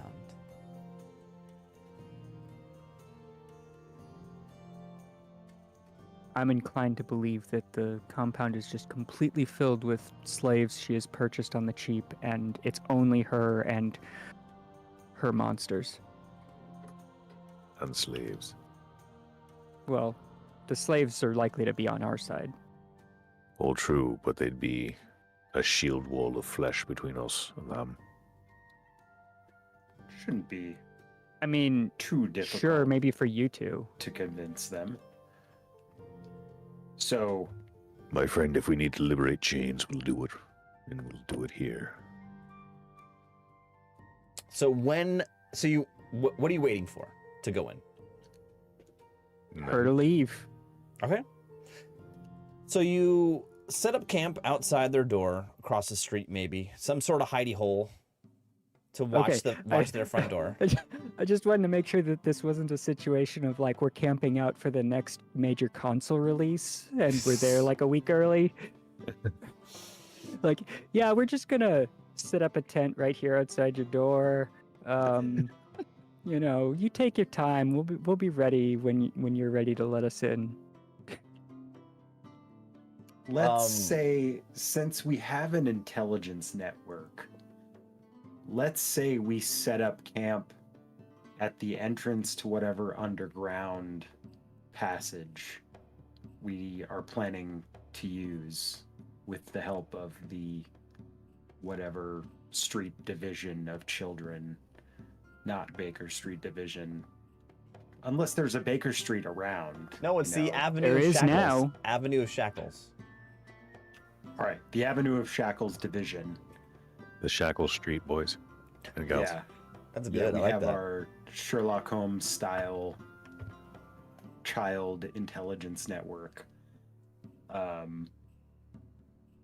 Whatever entrance, so that as soon as they leave, Oliver gets word from his crew, and then we are able to start our infiltration mission.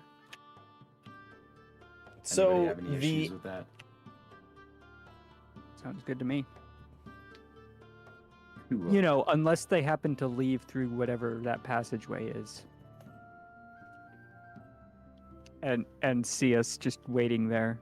Well, it sounds like normally when they leave for the night, they leave through the front door. Is that correct, Swamp Swimmer? That I think has been the you have case seen that. Yes. last night. Okay. Sorry, As I realized as that I gave you- him ideas, and that was a mistake. I have ideas. Oh. As you wait, the sun sets. You guys are at the entrance to the sewers, basically. Away from, you can't see the front of the compound. But when the sun sets, a little child waddles up to you and says, "Look here, see, the lights in the compound have gone on." And then he waddles Great, away. but have they left yet? No, they have not left, sir. Good work, kid. Good work. Tell me back when they have. He waddles away. Da-da-da-da-da. Okay. Before he leaves, I wanna get a little bit of clarification. I also want to know if anybody else comes and enters the compound. So far, no one has. But like, in the interim time, like if anybody in the future does, I would like to know. 3 hours pass. Nothing happens. Roughly a half During an hour. that time, Yeah, go ahead. during that time, Dicky has pulled out one of the many flasks he has on his body, and is himself drinking. Offers to the others if they would like any, but he's definitely having a few drinks in this time frame. Would anyone like to partake with him? Yeah, Garland would take a nip, you know. So this is the whiskey that's been taken, the best whiskeys taken away from Hamish, and you have distilled them secretly in a cask. I need both of you to give me a fortitude save. Okay, Okay. but before we do that, I would also like to point out that I will kind of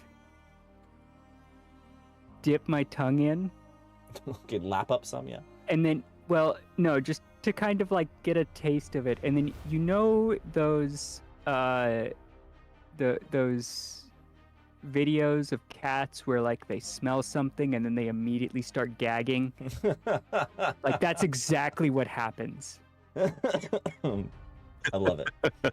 I'll also make a fortitude save if you would like me to, because I imagine that there was some small amount of ingestion, but not nearly as much as what these two are probably. 15, imbibing. 23, you're fine. Yeah, Octavia, give me a roll. All right.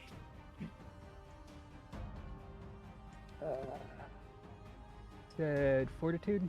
Yes, fortitude saving throw. Yeah. Oh yeah, you're fine. Yeah, that's a 22. This whiskey warms your bellies. The evening here gets a little chilly, and it just like it nips the chill in the butt, and it feels really good. But you don't get drunk.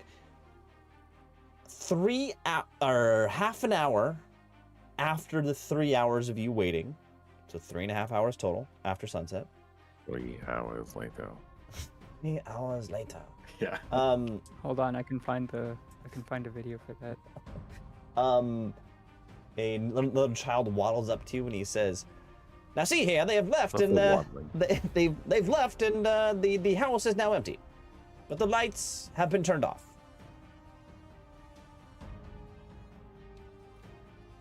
Well, shall we?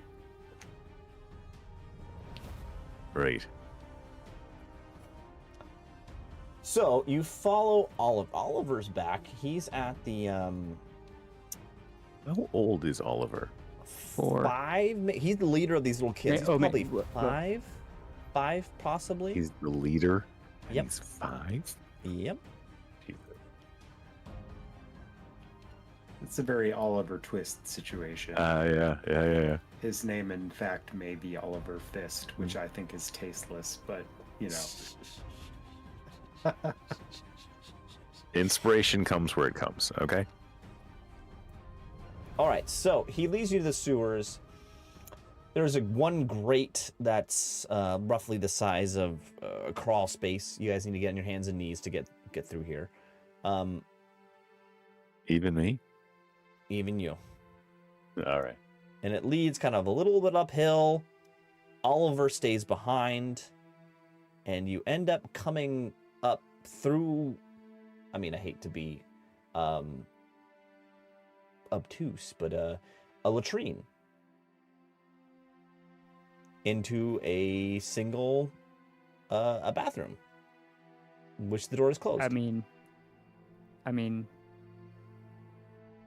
honestly, what did we expect? We came in through the sewers. You're not wrong. It's a little gross. It's a lot of gross. You know, okay, so this is give me all three of you give me a perception check.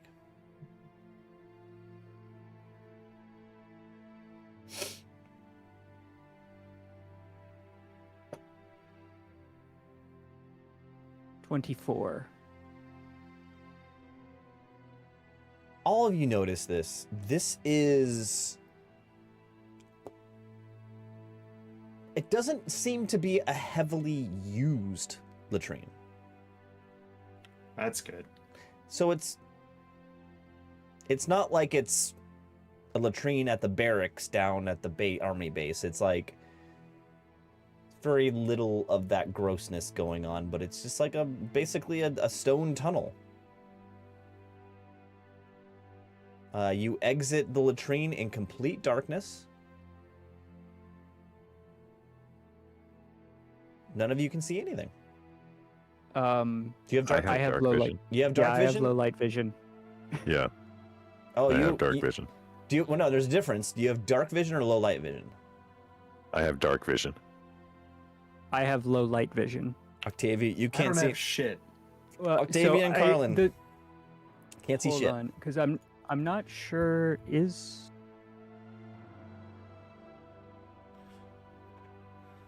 You. I thought low light vision was just the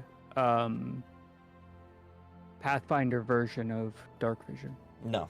There's a whole dark vision. Low light's just for actual like obscured situation things like actual low light.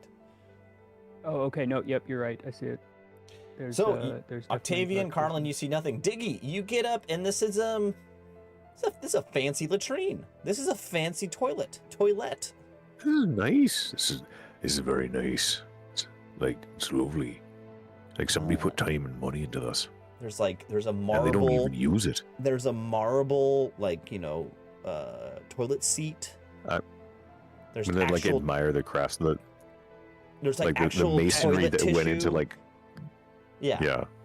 Like the masonry that luxuries, went yeah. into carving this. It's just like And there's one door exiting. this the is room. craftsmanship.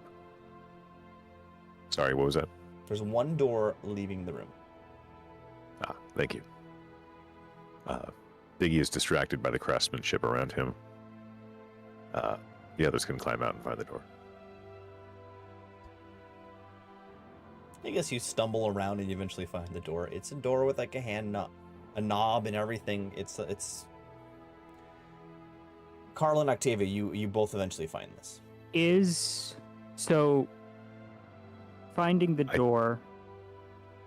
I Actually, think, since you have dark vision, yeah.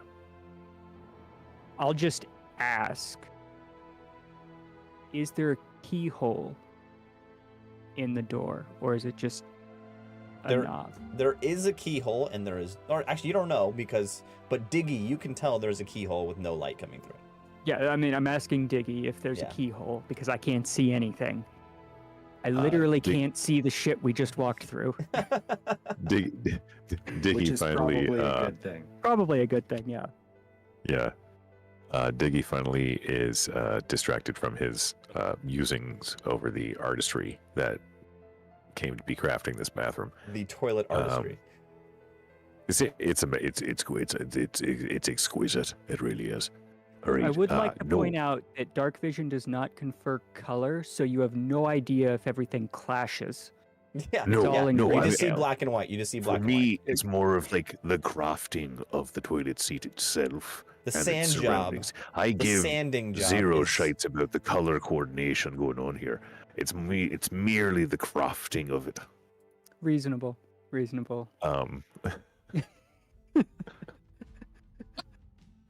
Stiggy has seen so many like just clashing bathrooms, being a barkeep through most of his youth, which was like for a dwarf, like 50 years, and that Yeah. was just his youth. I mean, how many Um, of them were just coated in stickers? You're not wrong. You're absolutely not wrong. That was more of the underground places. The um, underground, not under dark, but just underground. Underground. That's Yeah.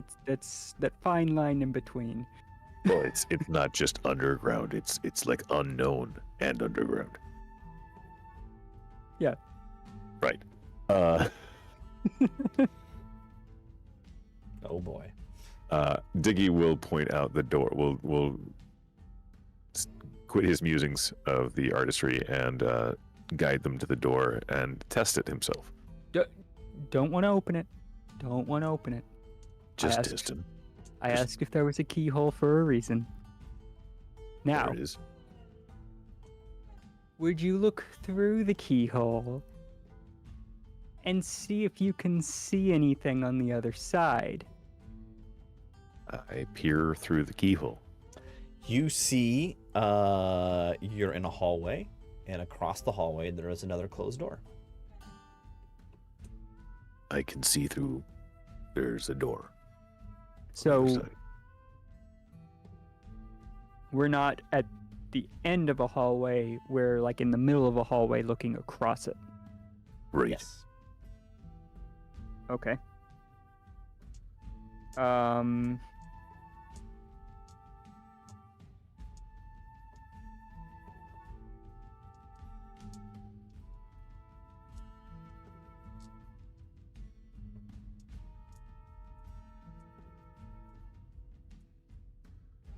Diggy really wants to try the door.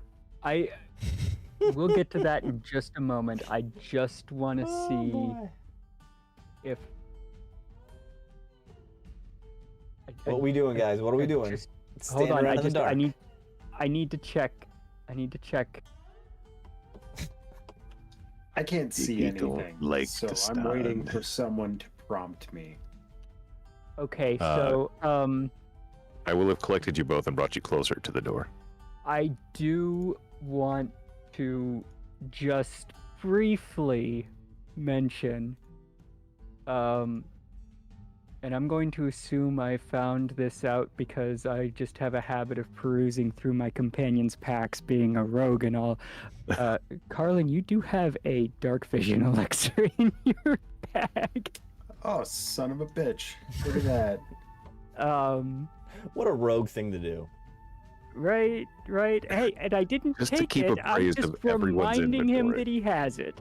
I was actually looking to see if we had any oil because I'm worried that we're going to open the store, and being that it seems to be relatively disused, it's going to squeak like a motherfucker.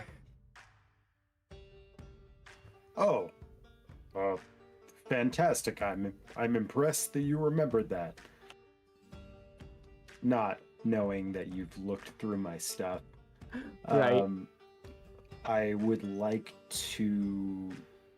Well, I guess I'll start with. Should I take that now in this particularly dark situation? I mean, I almost want to ask for it for myself, because then I don't have to do this third party stuff. I can just do everything that I want to do because I'll actually be able to see. But I'll let you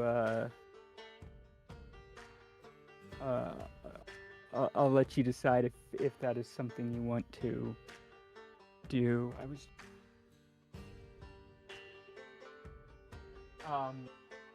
before any where did I put those? What are you guys doing? I'm I guess I can't. Well, I mean, I was able to. So I have those 3 potions that I stole. Mm-hmm. Do any of them look like the dark vision one No. that Carlin has? Okay. Just These save are those for the another- 2 potions, or the 3 potions 3. from Pompey's Potions. Yes. Okay. Which there was a red one, a blue one, and a yellow one. Mm-hmm. Had written down somewhere.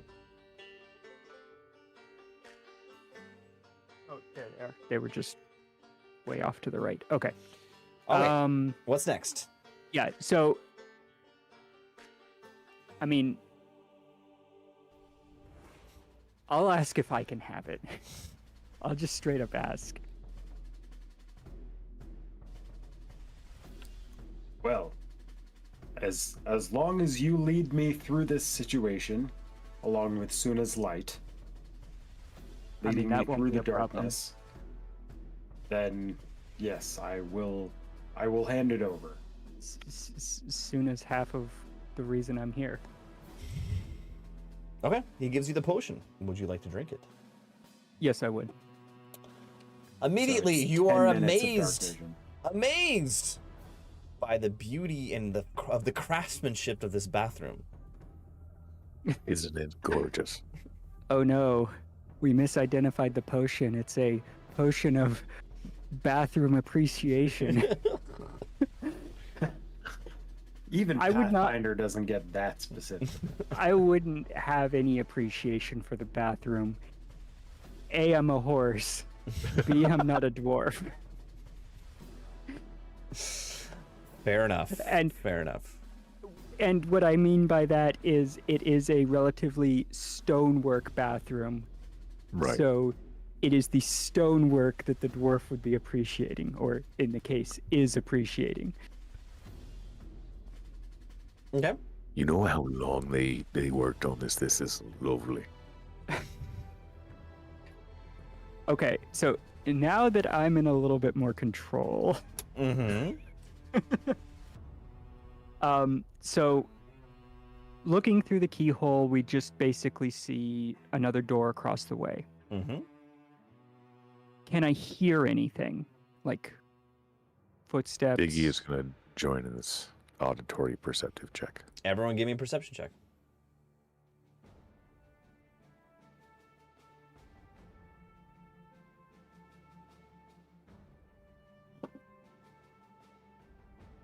Uh, 21.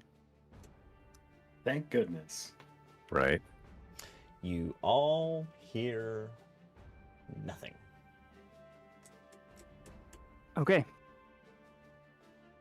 So I would like to slowly open the door just enough so that I can peek out and get a wider angle of what is actually out there.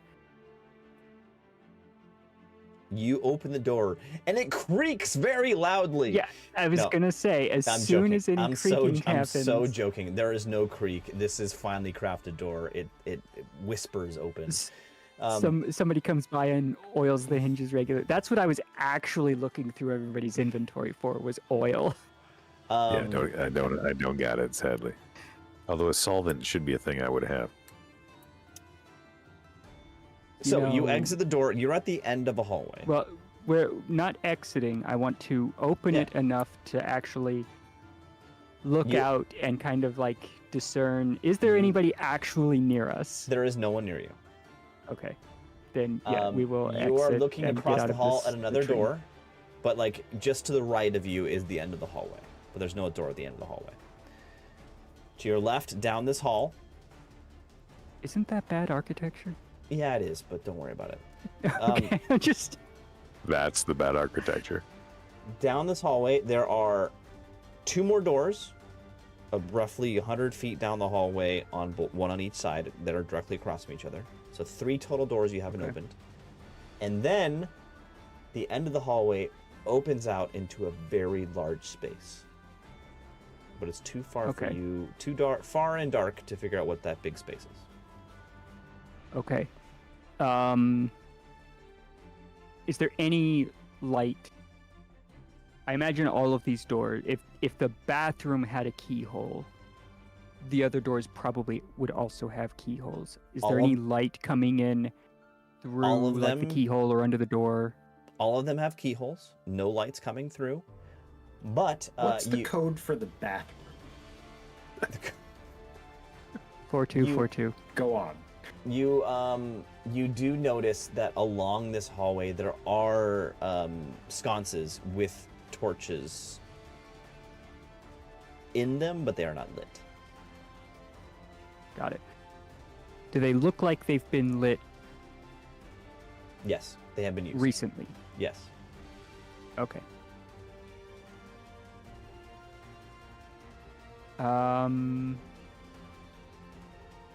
And we're on, I assume we're on the lowest level. Is this like a basement level, or is it like the first No, floor? This is the first floor. This is the only floor. You don't see any stairs. Oh, okay. I assumed it was going to be a multi-story building. Still dead silence. I mean, I guess we can start.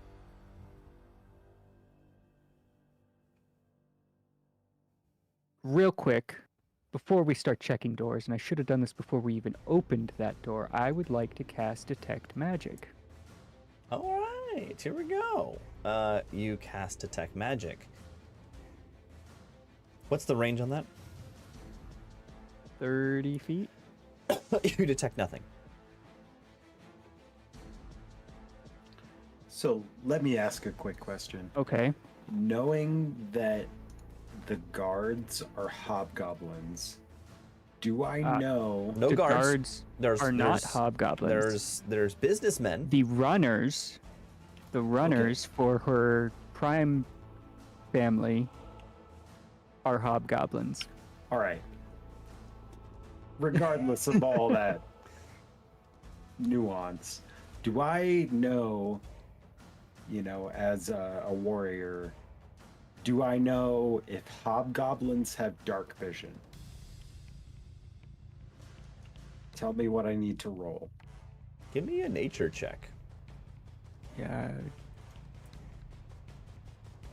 I'm going to use guidance for a +1 circumstance bonus. 16. Do I have any idea? They have dark vision. Okay. I will relay that to the party. Okay. Okay, so first thing I'd like to do then is the door across the hall. I want to peek through the keyhole there. And I'm looking for size of room. Like, how far is it to the back wall from the door? You peek through the keyhole. It's a much larger room. 20 feet. Immediately when you come to the keyhole, you get the stench of decaying corpses. Oh. You sense it, immediately. And Fun. when you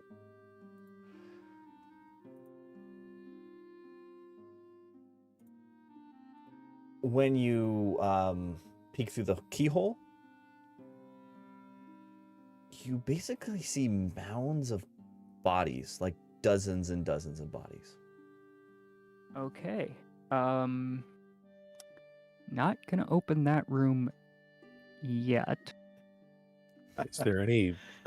Not Is there any just yet. blood? Wouldn't be able to tell. It's all grayscale. Well, you'd be able to tell if there was because there's a difference in color between skin tone and the liquid. Give me a perception check. It's more of a reflectivity factor. I mean, maybe.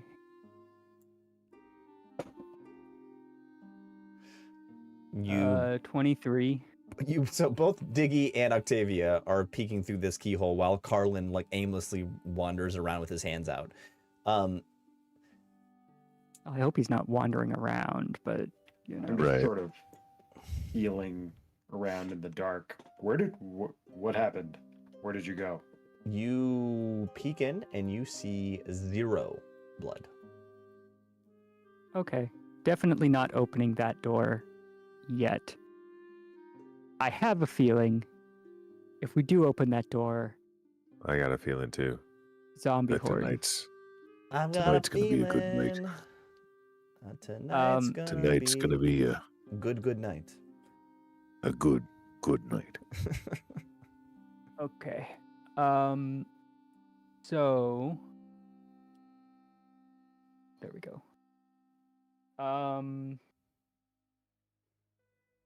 I would like to tell both of my companions to wait here quietly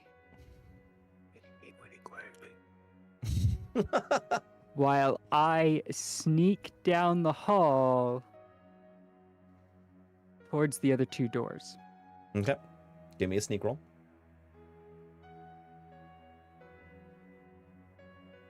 All right. Let's go rogue. Right. So it's a 7 on the dice, You make it to Right, the next door. but- You make it to the next door. but it's a 19. You make Of it to course the it's a next 19. door. Okay, And I want to you look peek, through that keyhole. You look through that peephole, and you see, basically like a giant wardrobe, multiple racks and chests full of clothing in particular, almost costumes. Not I was gonna say costumes, not clothing. Like just dozens and dozens of costumes.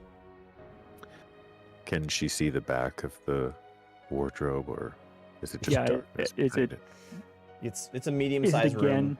You see the full room. Okay. How far is the distance? 10 feet. Okay. And then I'll go across the hall to the other door and look through that keyhole. You look through this keyhole, and it's different. You actually can't see through this keyhole. It's a much more Oh. complicated and robust lock.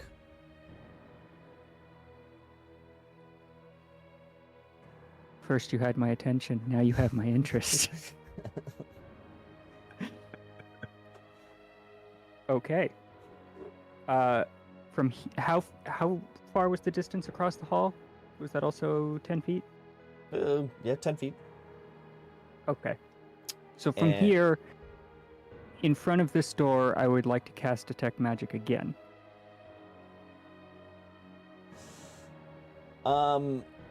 Yes, there is magic radiating from the other side of that door. Oh. Okay. Now, in Pathfinder, does Detect Magic give you any sense of what kind of magic it is, or is it just a yes/no? That Kind of thing. is.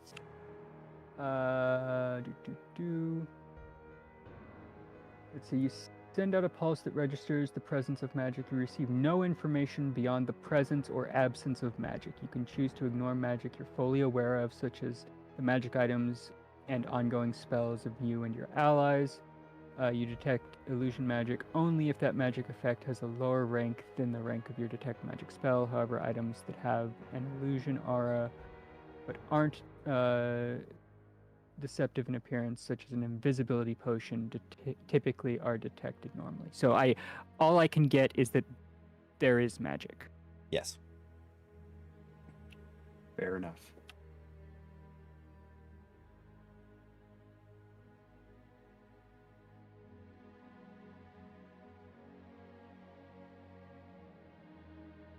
I think it's time somebody in this party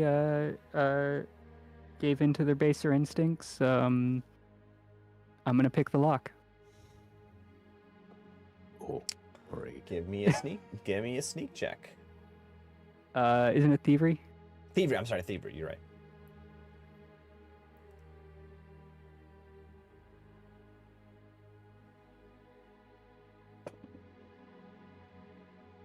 $19. You try to unlock it. You understand the feeling of the lock inside, but you can't get the tumblers to turn. Oh. Interesting. Okay. I will go back to my companions and relay everything that I have found. We already know about the corpses, obviously. But there's I'm gonna say it's coming right up on 10 minutes right now. which is part of the reason why I want to make it back to them. And let's call it. It's been 10 minutes, and your dark Okay. vision fades. All right. Beautiful. So I will relay the information, and then it is up to Diggy to kind of guide us the rest of the way. Would you like to go back to that door you were just at, or do you want to continue forward? We're gonna, unless we want to make a whole bunch of noise, which we don't want Right. to do. Oh, We're going But I to thought there were- need. We're going to need the key to that door, which will likely be in another section of. The not that compound. anyone can see this happening, but when Octavia says we need to look for the key, Diggy's just going to look down at his hammer and then look back at Octavia and look back down at his hammer and then look quizzically at Octavia. Okay. Can I And then he's going to like understand Hold that on. you mean Can a I- real key, but okay. hold on. Can I? Okay. Hear me out on this. Can I make a nature check to see if I can discern that that is exactly what's going through Diggy's head right now? I'm gonna say no because you can't see what he's doing. No. Like after having said that and understanding how he Nope. operated, I'm gonna say the- no. No. I'm Okay. trying to get inside his head. I need all three of you. I need all three of you to give me a perception check. Octavia and Carlin, you're at -2. So it's a visual perception check. Correct. I can't use auditory. Nope. Not that I really have anything that would increase that, but that wouldn't be affected by my blindness. Okay, so -2. No boy. Hell yeah. So Carlin, That you're is- the only one who notices this. Somehow. It's the blind leading the blind here. Literally. It's the blind leading the seeing, actually. Right. Wait, what? At the end of the hallway, where it opens up into a much wider space, on the other side of this space, 200 feet maybe, you see a bobbing light, like someone has a lantern kind of situation. Like, and you can see by its movement, it's walking.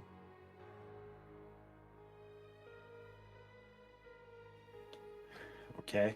I will relay that to my companions in a whisper.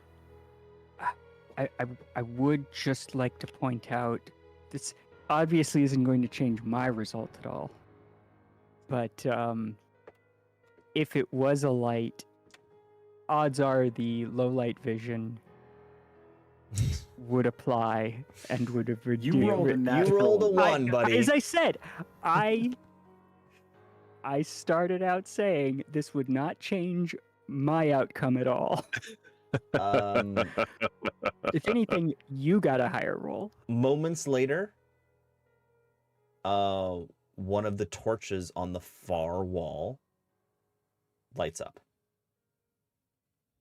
Now you can all see that there is light coming from way deep down in this space. And we are currently So- illuminated. No, you're not illuminated. So this Okay. is this in the hallway or is this at the other end of the big Other end of the big space. okay. Can we see what lit the torch? No, too far away. and it's silhouetted, so it's a figure. That's all you can really say. Okay. Is it a dwarven-shaped figure? It's too far to tell. Your depth perception is way off in this situation. After a little while, there's a nice trick you can do with if you evenly space out torches just far enough away, you can prevent people from being able to get either clear, day vision or night vision. Mm-hmm. You start hearing, because it's complete silence in here. You start hearing someone singing a song, like humming to themselves. And you hear him saying this male voice, and it says, I love infernal dwarves. Put a coin in their pocket, baby. I love infernal dwarves. Is it just one voice, or is it Yes, multiple voices? One voice. One voice. Do I Okay. recognize this voice? No. Okay. I thought it might be the kid. So. That would be hilarious. Moments later, another torch is lit, and it's becoming more bright. Okay. Is this still in the big Yes. room? Yes. Not down the hall yet? Okay. I'm going to go towards the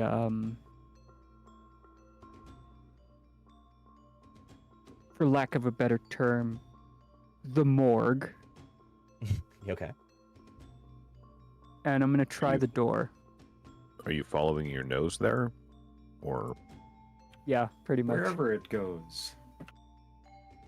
You guys, it's now light enough for all three of you to see, but it's Okay. In game terms, everything's in obscured light. So Octavia, you can see clearly, Okay. but yeah. Okay. You well go to then- the door then, at yeah. the end. You turn the handle, and it unlocks. It disengages. Okay. I'm gonna suggest that we all get in the corpse room. but it's just one of them. We don't want to make any noise yet. Your Yeah. time will come, You hear from the main room and it that will be glorious. It's gone up an octave this time. It's this person singing as, I love infernal dwarfs. Put another coin in the pocket, baby. But We really also- wanna smash his head in. We also don't want to silence any existing noise. The status quo must be maintained The until we status burn this ain't mother quo. down. Another torch is lit in the main room. It has become more bright. Fine, I go in the room. Can y'all get in here, please, so we can? I need all three of you to take a fortitude save. Yep. Oh, okay.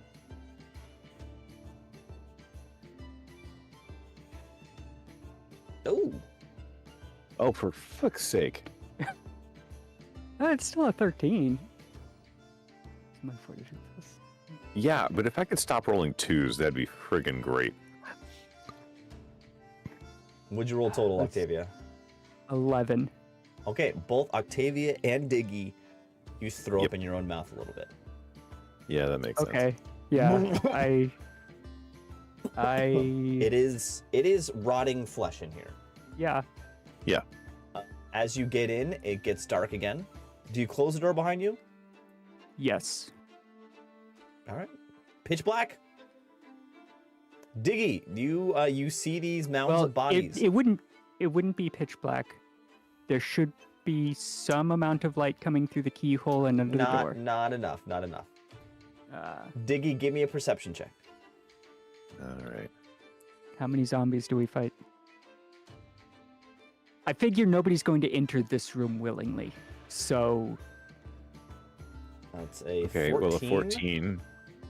Okay, you Still notice these better bodies. than They're previous. stacked up. They are mainly human bodies. mainly, so there are some dwarven parties here as well. No, I changed my mind. All human. Okay.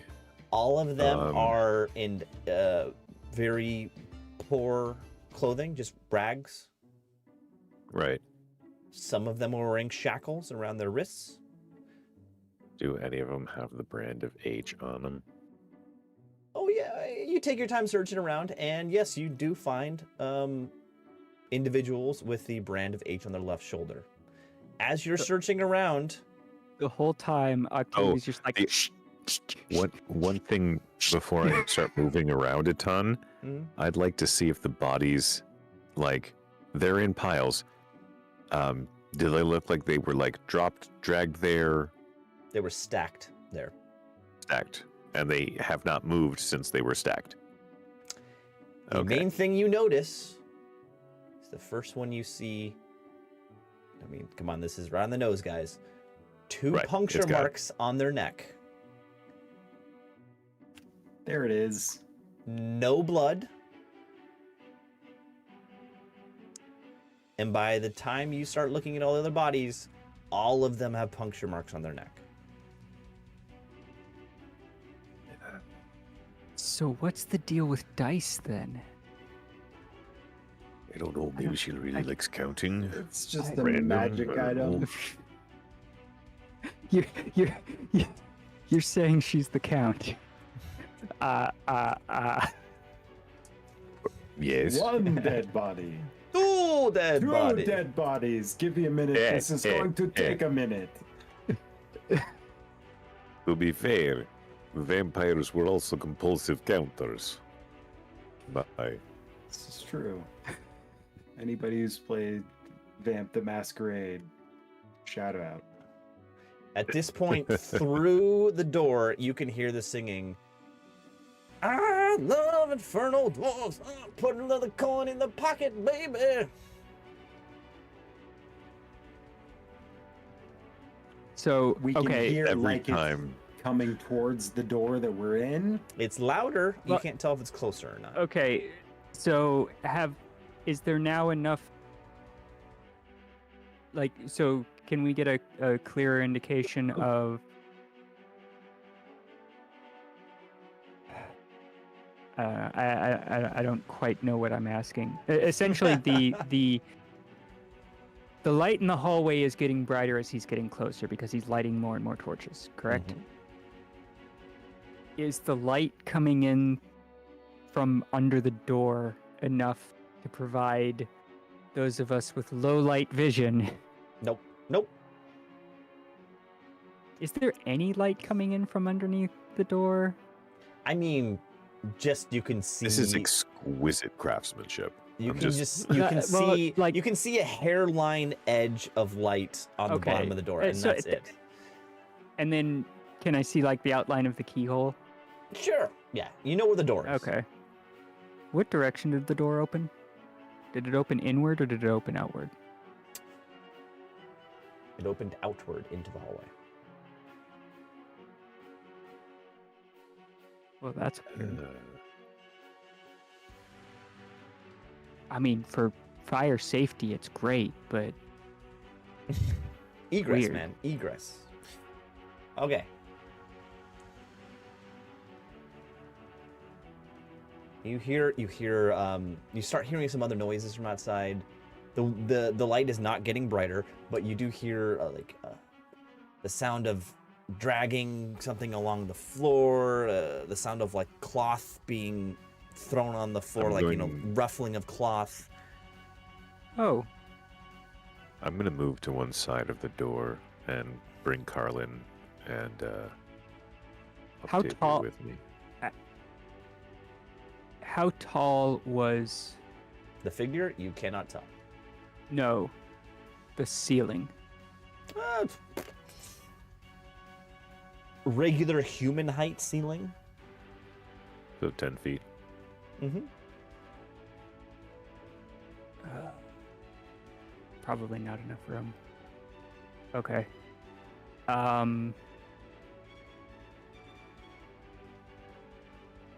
Yeah, If the I mean, door- I hiding on either on one side or both sides of the door and just grabbing this dude as he tries to enter. It definitely sounds like he's dragging a body. Yeah. It does. If the door opens in, I want to be on the side where the hinges are. No, it opens to Okay. the. It opens out. It opens It out. opens out. Okay, from so here. yeah, it doesn't matter which side of the door we're on. Yeah. Okay, as you're waiting, you continue Although to it hear. actually does kind of. We should be on the side of the door that is opposite the hinges. Yes, we should. As you continue to wait, and you continue to hear sounds of dragging and maybe a clink of glass every once in a while, a clink of metal, and the whole time this guy is singing to himself, and minutes. Off key. Just hitting Minutes. it. Singing the chorus over and over and over. He loves it. He loves it. Minutes turns to tens of minutes to half an hour. Of him just singing this damn song, the same chorus over and over again. Yep. I think if this was Peter, he might kill them. Turns into an hour. Is he just like chilling outside the door singing? No, he's not outside the door. He is down in the main room doing stuff. Oh, I see.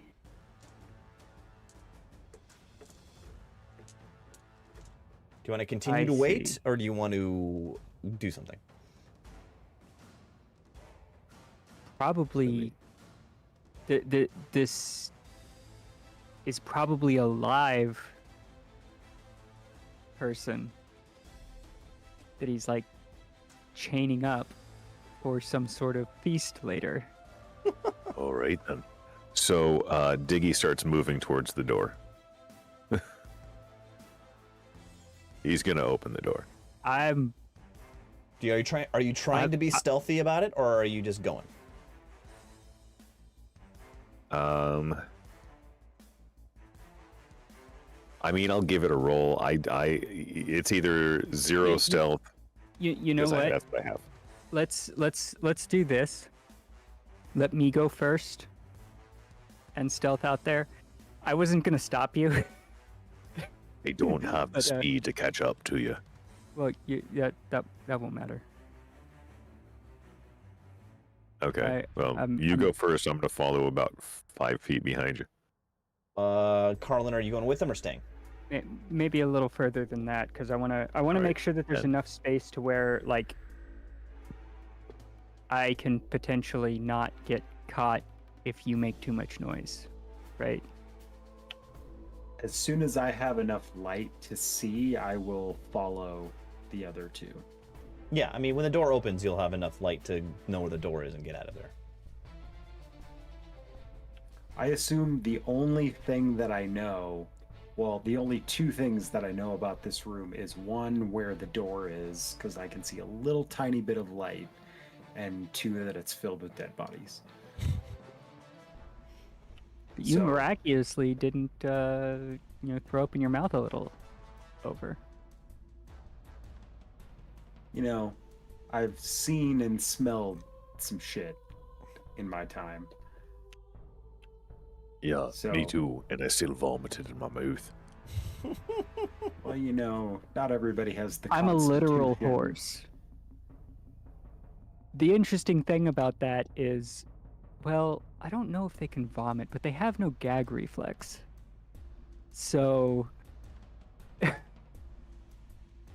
All right, what are you guys doing? I would I'm moving like, down the hallway. yeah, I behind. want to, I want to sneak down the hallway. I need both of you to give me a stealth roll. Here we go. It's a medium. Yeah, that's not bad.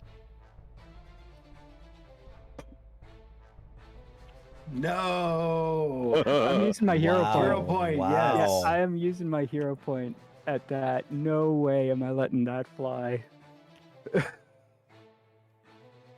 Also, Peter, Where at the end Yeah. of the session, you get 1 hero point per session. If you want to Right. try and roll better, Yeah, feel I free guess to go for it. I guess I'll try and I'll use my hero point and re-roll that. There we go. I That's don't a know that it'll be 30. better, but oh yeah, that's good. All right, Oh, that's 13. better. Yeah. Okay. As Octavia leaves the door, you slide across the hallway into the shadows, press yourself up against the other side of the hallway, and start working your way up the hallway. You see as you go out, the now large space at the end of the hallway is lit up completely.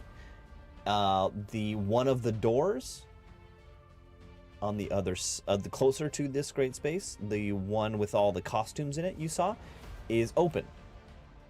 Oh. It's open and it's blocking part of the hallway.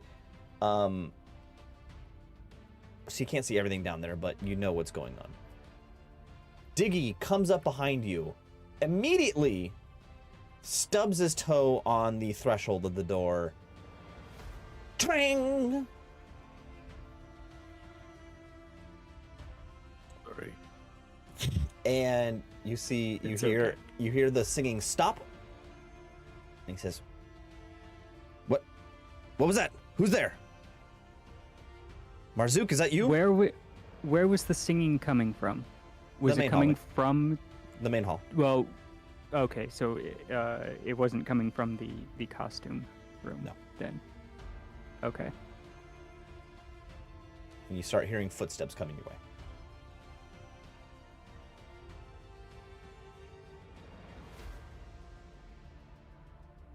Can I see? Not yet. The open door is blocking your sight at this moment. Okay, so am I close enough to where I could like actively get behind that door? Yes. Yes. I would like to do that. You do that successfully. Okay, counting down. And then I would Diggy, like what to do you- ready. I would like to ready an action Okay. to Diggy, what do you want to do? I mean, basically just stab this dude as he walks by. I'm gonna bonk him on the head. I mean, you should Aggressively bonk. stand out in the open so that Yeah. he goes No, I'm after gonna be you, and Yeah. then I can. As you get closer to the door, you're coming up behind Octavia. A hobgoblin turns around the door. I need both of you to immediately give me an attack roll and then initiative. All right.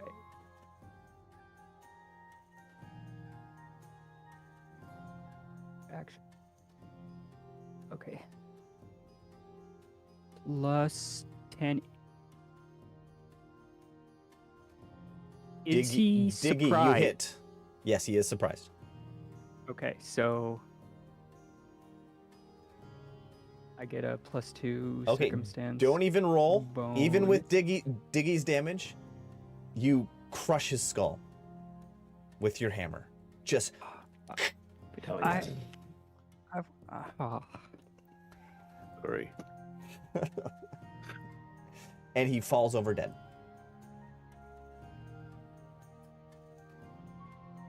Actually, you know what? No, So then you guys hit at the same time because you're probably faster. You're it's the exact same moment.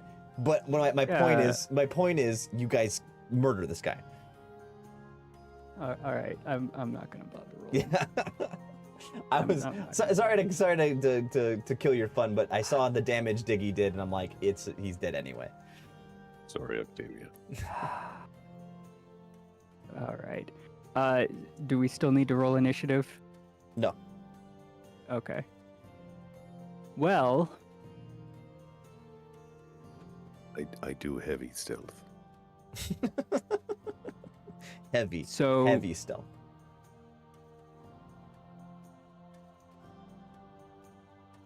Okay. And I'm gonna go ahead and do. I want to look Hold on. after he says that. I want to just kind of give him a look. immediately walk around the door to the into the costume room Mm-hmm. and just kind of root around in there for a bit. What I would Yeah. like to try to find is the biggest pair of like fluffy slippers possible. Okay. Okay. You find this is basically like a costume store. Everything from infernal dwarf aristocratic wear to Sonstalian wealthy wear, wealthy clothing from all different societies. And I'm going to say you find a fluffy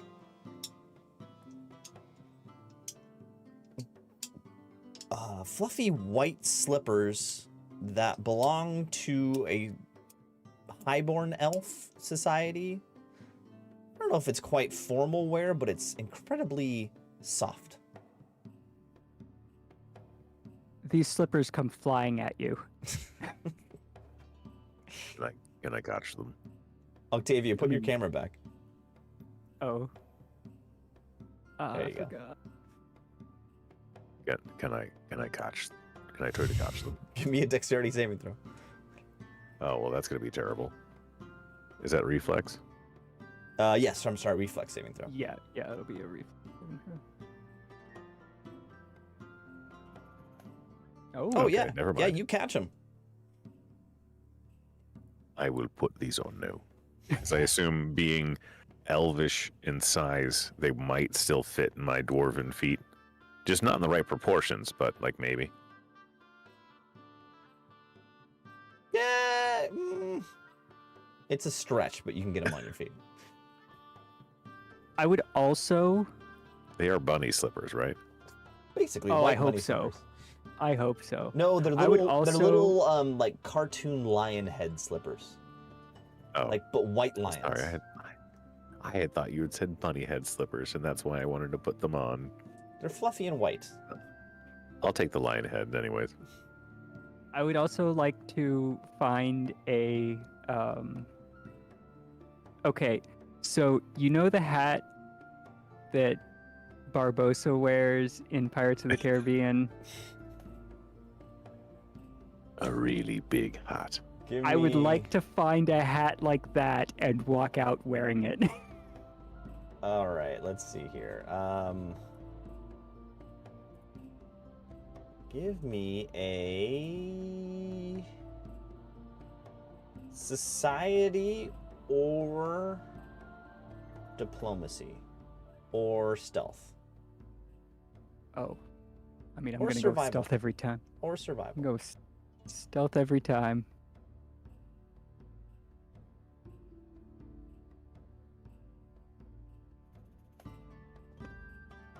There you go. Perfect. That's plenty. 29. Yeah, right. Yes, you find this hat. In fact, it's a sailor's hat from Tafria, which is northern Africa, basically. And inscribed, and it's got a big feather coming out the side of it, out of the the headband, and Mhm. inscribed in the calligraphy sewing in the headband. You see it says Calypso.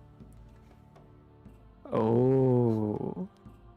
Oh. Okay. I like it. But you guys don't know who Calypso is, so that's No, just- we don't, but player wise, I like it. Yeah, I absolutely come out wearing that hat. See, now I want to find a fez. A fez? Oh wait, you're asking too much. What do you guys want? You can search for a fez if you want. There's a fez in there. No, I'm just no. saying it now. There's a fez, but it's a No, blue, no, it's a no, it's blue not. fez. It's a blue. It's like a royal blue fez. I feel like that would very much go with my outfit. But no, I'm not going to look for a fez. Thank you for entertaining the thought, though.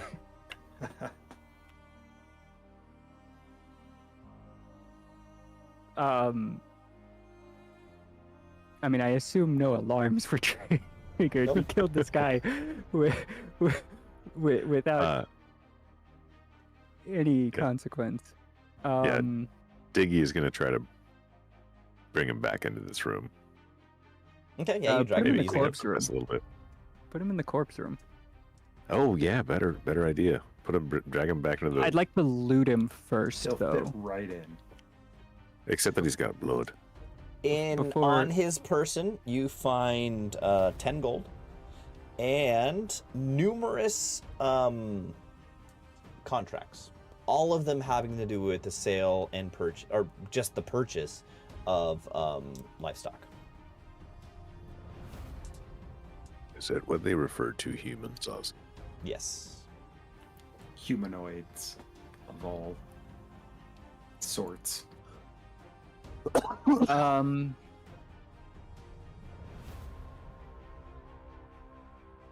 No, can I burn this building down? I mean, I'll shove all of the contracts in my pack. Okay. Have we discerned that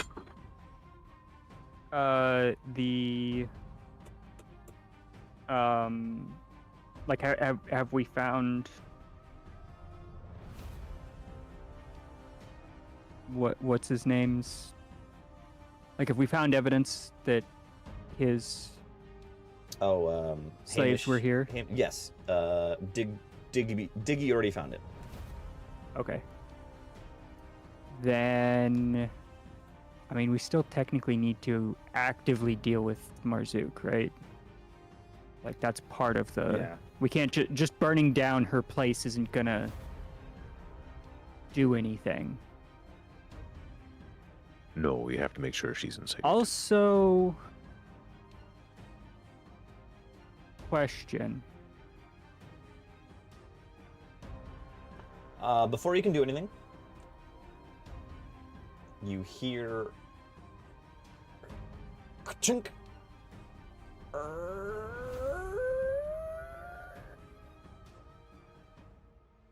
And at the other end of the large hall, at the end of the hall, you hear Marzook's voice. She says, Oh. Scabby, Scabby, where are you? Scabby, come here, I need help with the children. Fun. The question I have should be able to be answered in between moments, because it should be basically just like a recall knowledge type of thing. Vampiric lore in the Ninth Age. Are there any particular ways that they need to be dealt with? You know, your classic is a wooden stake through the heart, or, you know, that kind of thing. Like, You, Octavia, do not know anything. But ninth age lore, it's just very generic vampire. okay. Would I know anything about dealing with vampires? To recall knowledge check on nature. Nature. I'm gonna roll as well. Yeah. Sorry, I would Octavia. almost think Octavia, you that... auto fail. Oh, no, that Oh, well, that's perfectly reasonable. Carlin, you Okay, are. I mean, you rolled an. I was gonna say Carlin could probably roll religion for that, but you know, he rolled a 19. Like, he's good. Jesus, if I could roll religion, I would have. You're aware of vampires exist. You're aware that vampires all fall under one of 4 families: Von Karsten, Strigoi, Nosferatu, or Lamia. Shout out to Masquerade. Do I know that they all die the same way? Yes. Sunlight, Good enough. silver, and stakes through the heart. Or just being beat up. Do magic weapons do damage to them? Yes, they would. So, typically and please correct me if I'm wrong, here, but typically in fantasy settings, silver is a mundane alternative to a magic weapon for any sort of I can't think of the word I want to use, but for like werewolves, vampires, anything that Shapeshifters and things of that nature. Yeah. You rolled a 19. All vampire weaknesses include sunlight, a stake through the heart, revulsion. If you come within 10 feet of garlic or a religious symbol, they hurt. And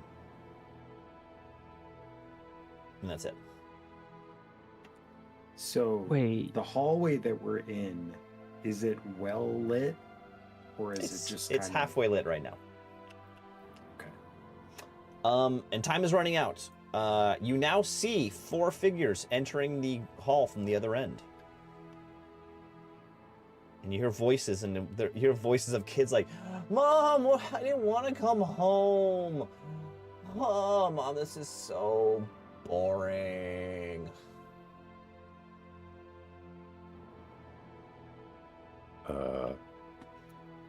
Carlin will start making his way towards the large hallway down the hall. Now that I can finally kind of See. Into the main room.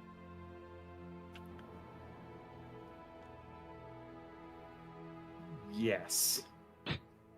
Towards the main room. All right. Carlin steps into the main room. Hold on one second. Give me a second here. Give me a second. Oh, he's already gone. The hobgoblin's gone. Okay. We are now going to switch over to a map. As you enter this room, bam. You enter this room, and it's shockingly familiar. It's actually a 1-to-1 replica of the Overlord's Grand Hall. Even down to the 4 thrones at the head of the room. Because of sheer laziness based on the maps. It's easier No, this way. there's a reason. There are 4 of them. It's Marzook and her 3 kids. no judgment. And coming from the left area are Marzook and her 3 children. You also notice about this space, it is lavishly decked out in decorations. There are halls with place settings and glasses and plateware. There are streamers going along the balconies. There are carpets laid out and tablecloths that hang off the tables and then droop onto the floor. There's a chandelier with pendants being hung off of it, with glimmering pendants. It's lavish in here. Is there silverware? There are implements to eat with. None of them are silver. I was hoping I'd trip you up there.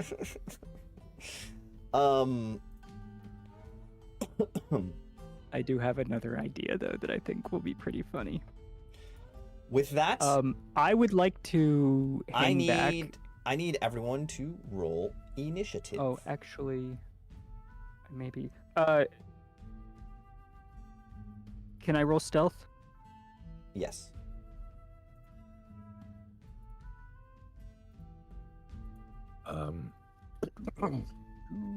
I had a question. Yes. If it, even if it, like, I don't even know if it even matters for this. The deific weapon is something that the champion gets. And it's if you zealously bear your deity's favorite weapon, it goes up by a damage die, 1 step for the weapon. Does that count for, like, my hammer? I think so. Octavia, what did you roll? That is a 31. Okay, yeah. Jesus. If I roll stealth, I have plus 14 to my initiative roll. Wait, where's your roll? Oh, yeah, you rolled in person. I rolled in person. Oh, Jesus. So 17 plus 14. Wow. 31. Octavia, you have the first turn. All right. Yeah. God, we are way too far away, aren't we?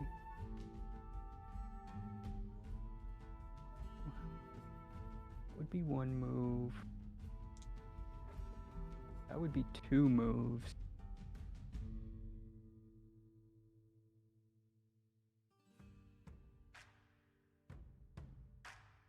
Here, yeah, that is way too far.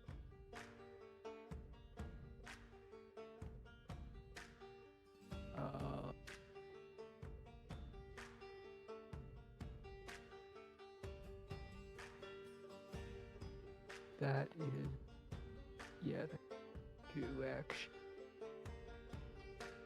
What you gonna do?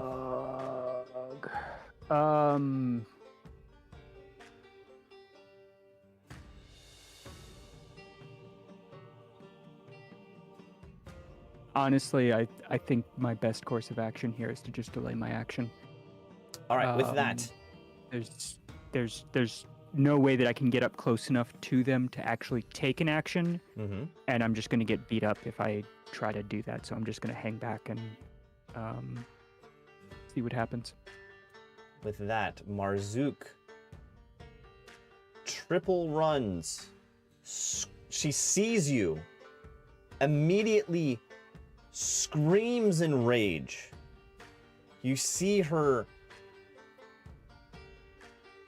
the visage of her face becomes pale. And she runs after you in surprising speed. And she ends When up you right say there. Wow. when you say her visage becomes pale, is it like, was it like some sort of magical dispelment that suddenly revealed her true face? You can't or... tell. She is just pale. Okay. All right. And that is her turn. It is now... Can I insert myself here now? Oh, I didn't start the combat. Begin encounter. You can insert yourself now. Okay. Well, now that I'm here and much closer, I think it's about time that I used one of my other abilities. I would like to use telekinetic projectile. And I would like to use a silver coin as the projectile. Okay, go ahead. So let me see. You hurl a loose, unattended object that is within range that has 1 bulk or less at the target. Effectively, I'm just looking at dropping a coin on the ground and then using that. That should, I think, be a free action to drop something, right? Dropping something is a free action. Yeah. So make a spell attack roll against the target. So what is the actual roll?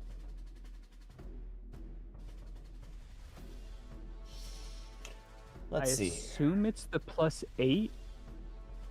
Yeah. Okay, so it'll be a d20 +8 for the attack roll. So let's do that, and then we'll figure out if... So I don't get the surprise, or well, I don't get the bonus for rolling stealth because she's now gone before me. That's correct.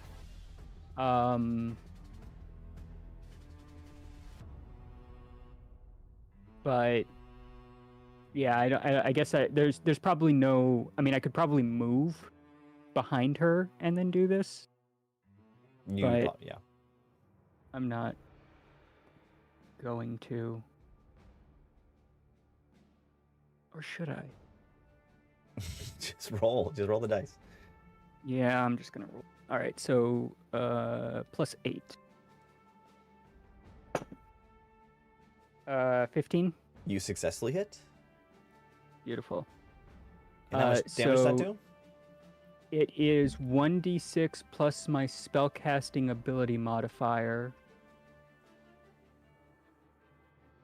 which would be my arcane, which is, at least I think it's my arcane, so +6. Is that right? Yeah, I think that's right. So, arcane is a skill check. It would be an attribute modifier, I think. So it's Oh, right. probably No, wisdom. it's no. It's charisma. It's +2. Okay, so it would be 1d6 +2. Mm-hmm. Okay.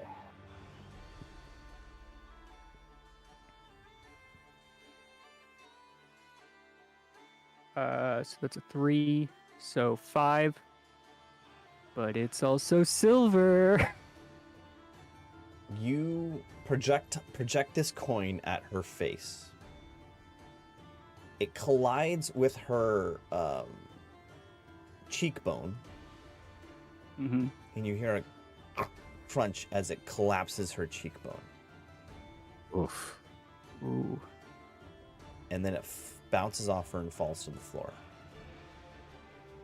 And she screams out in pain. And from her eye socket, some blood starts to trickle down. That looks like it dealt a lot more damage than what I rolled. Alrighty then. And she sits, Right. and she falls over on her backside screaming. And with that, you hear a blood-curdling scream in symphony. 3 blood-curdling screams. Oh no, And you I've see angered the children. the 3 children, their This figures is the change. exact opposite of last session. And you see wings sprout from their backs. Oh god. And with that, I'm going to call it evening because it's almost 1 in the morning right now. Oh, geez. Yeah. Oh wow. So, as we ask always, what is the name of this episode? I think Warrior Womp had a good one.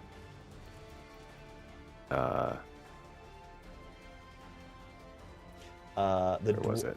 Dwarven Dilemma, Bla- Black, Bread. stacked dead. Stacked Black dead. bread, stacked dead. Yeah, that's I the like one. that. Black That's good. bread, That's pretty good. Stacked dead.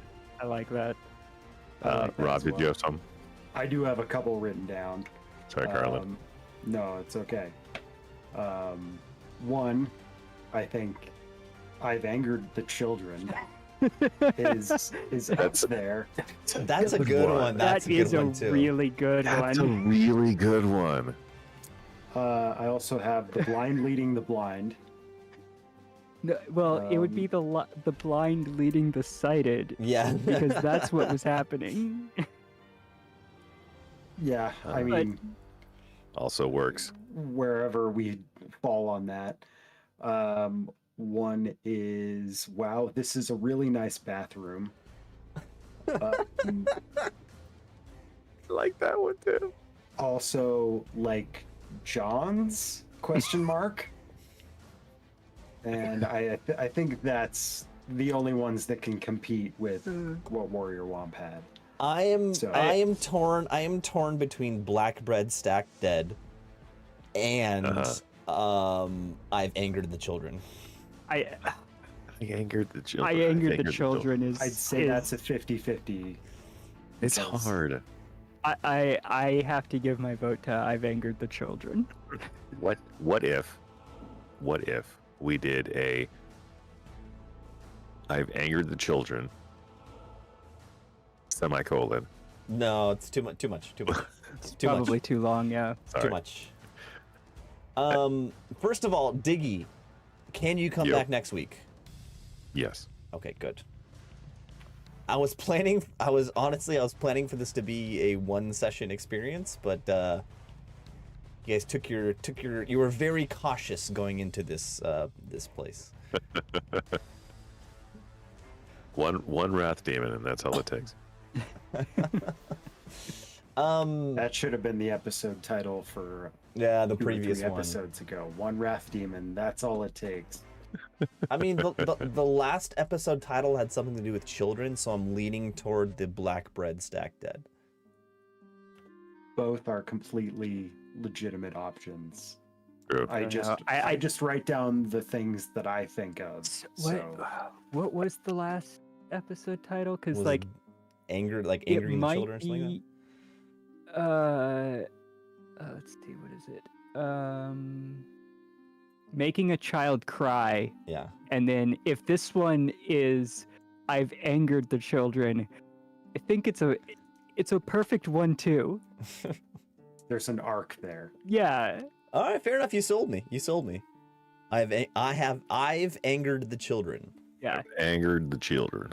But Yep. Warrior Womp, I will say, you're on point with the titles. Yeah. Oh, absolutely. We've gotten some excellent suggestions. I think that one being right at the end, I've angered the children, is some good foreshadowing for anybody It who is. watches the video. Yeah. All right. Thank you all for watching. Diggy, thank you for joining us. We look forward to you being with us next week. Yes, My thank pleasure. you for joining us. It's been awesome. My Please- absolute like- pleasure. Please like and subscribe if anyone's watching, and we will see you next week. Good night, yo. Good night. Bye, everybody. Good times. Bye-bye. Good game.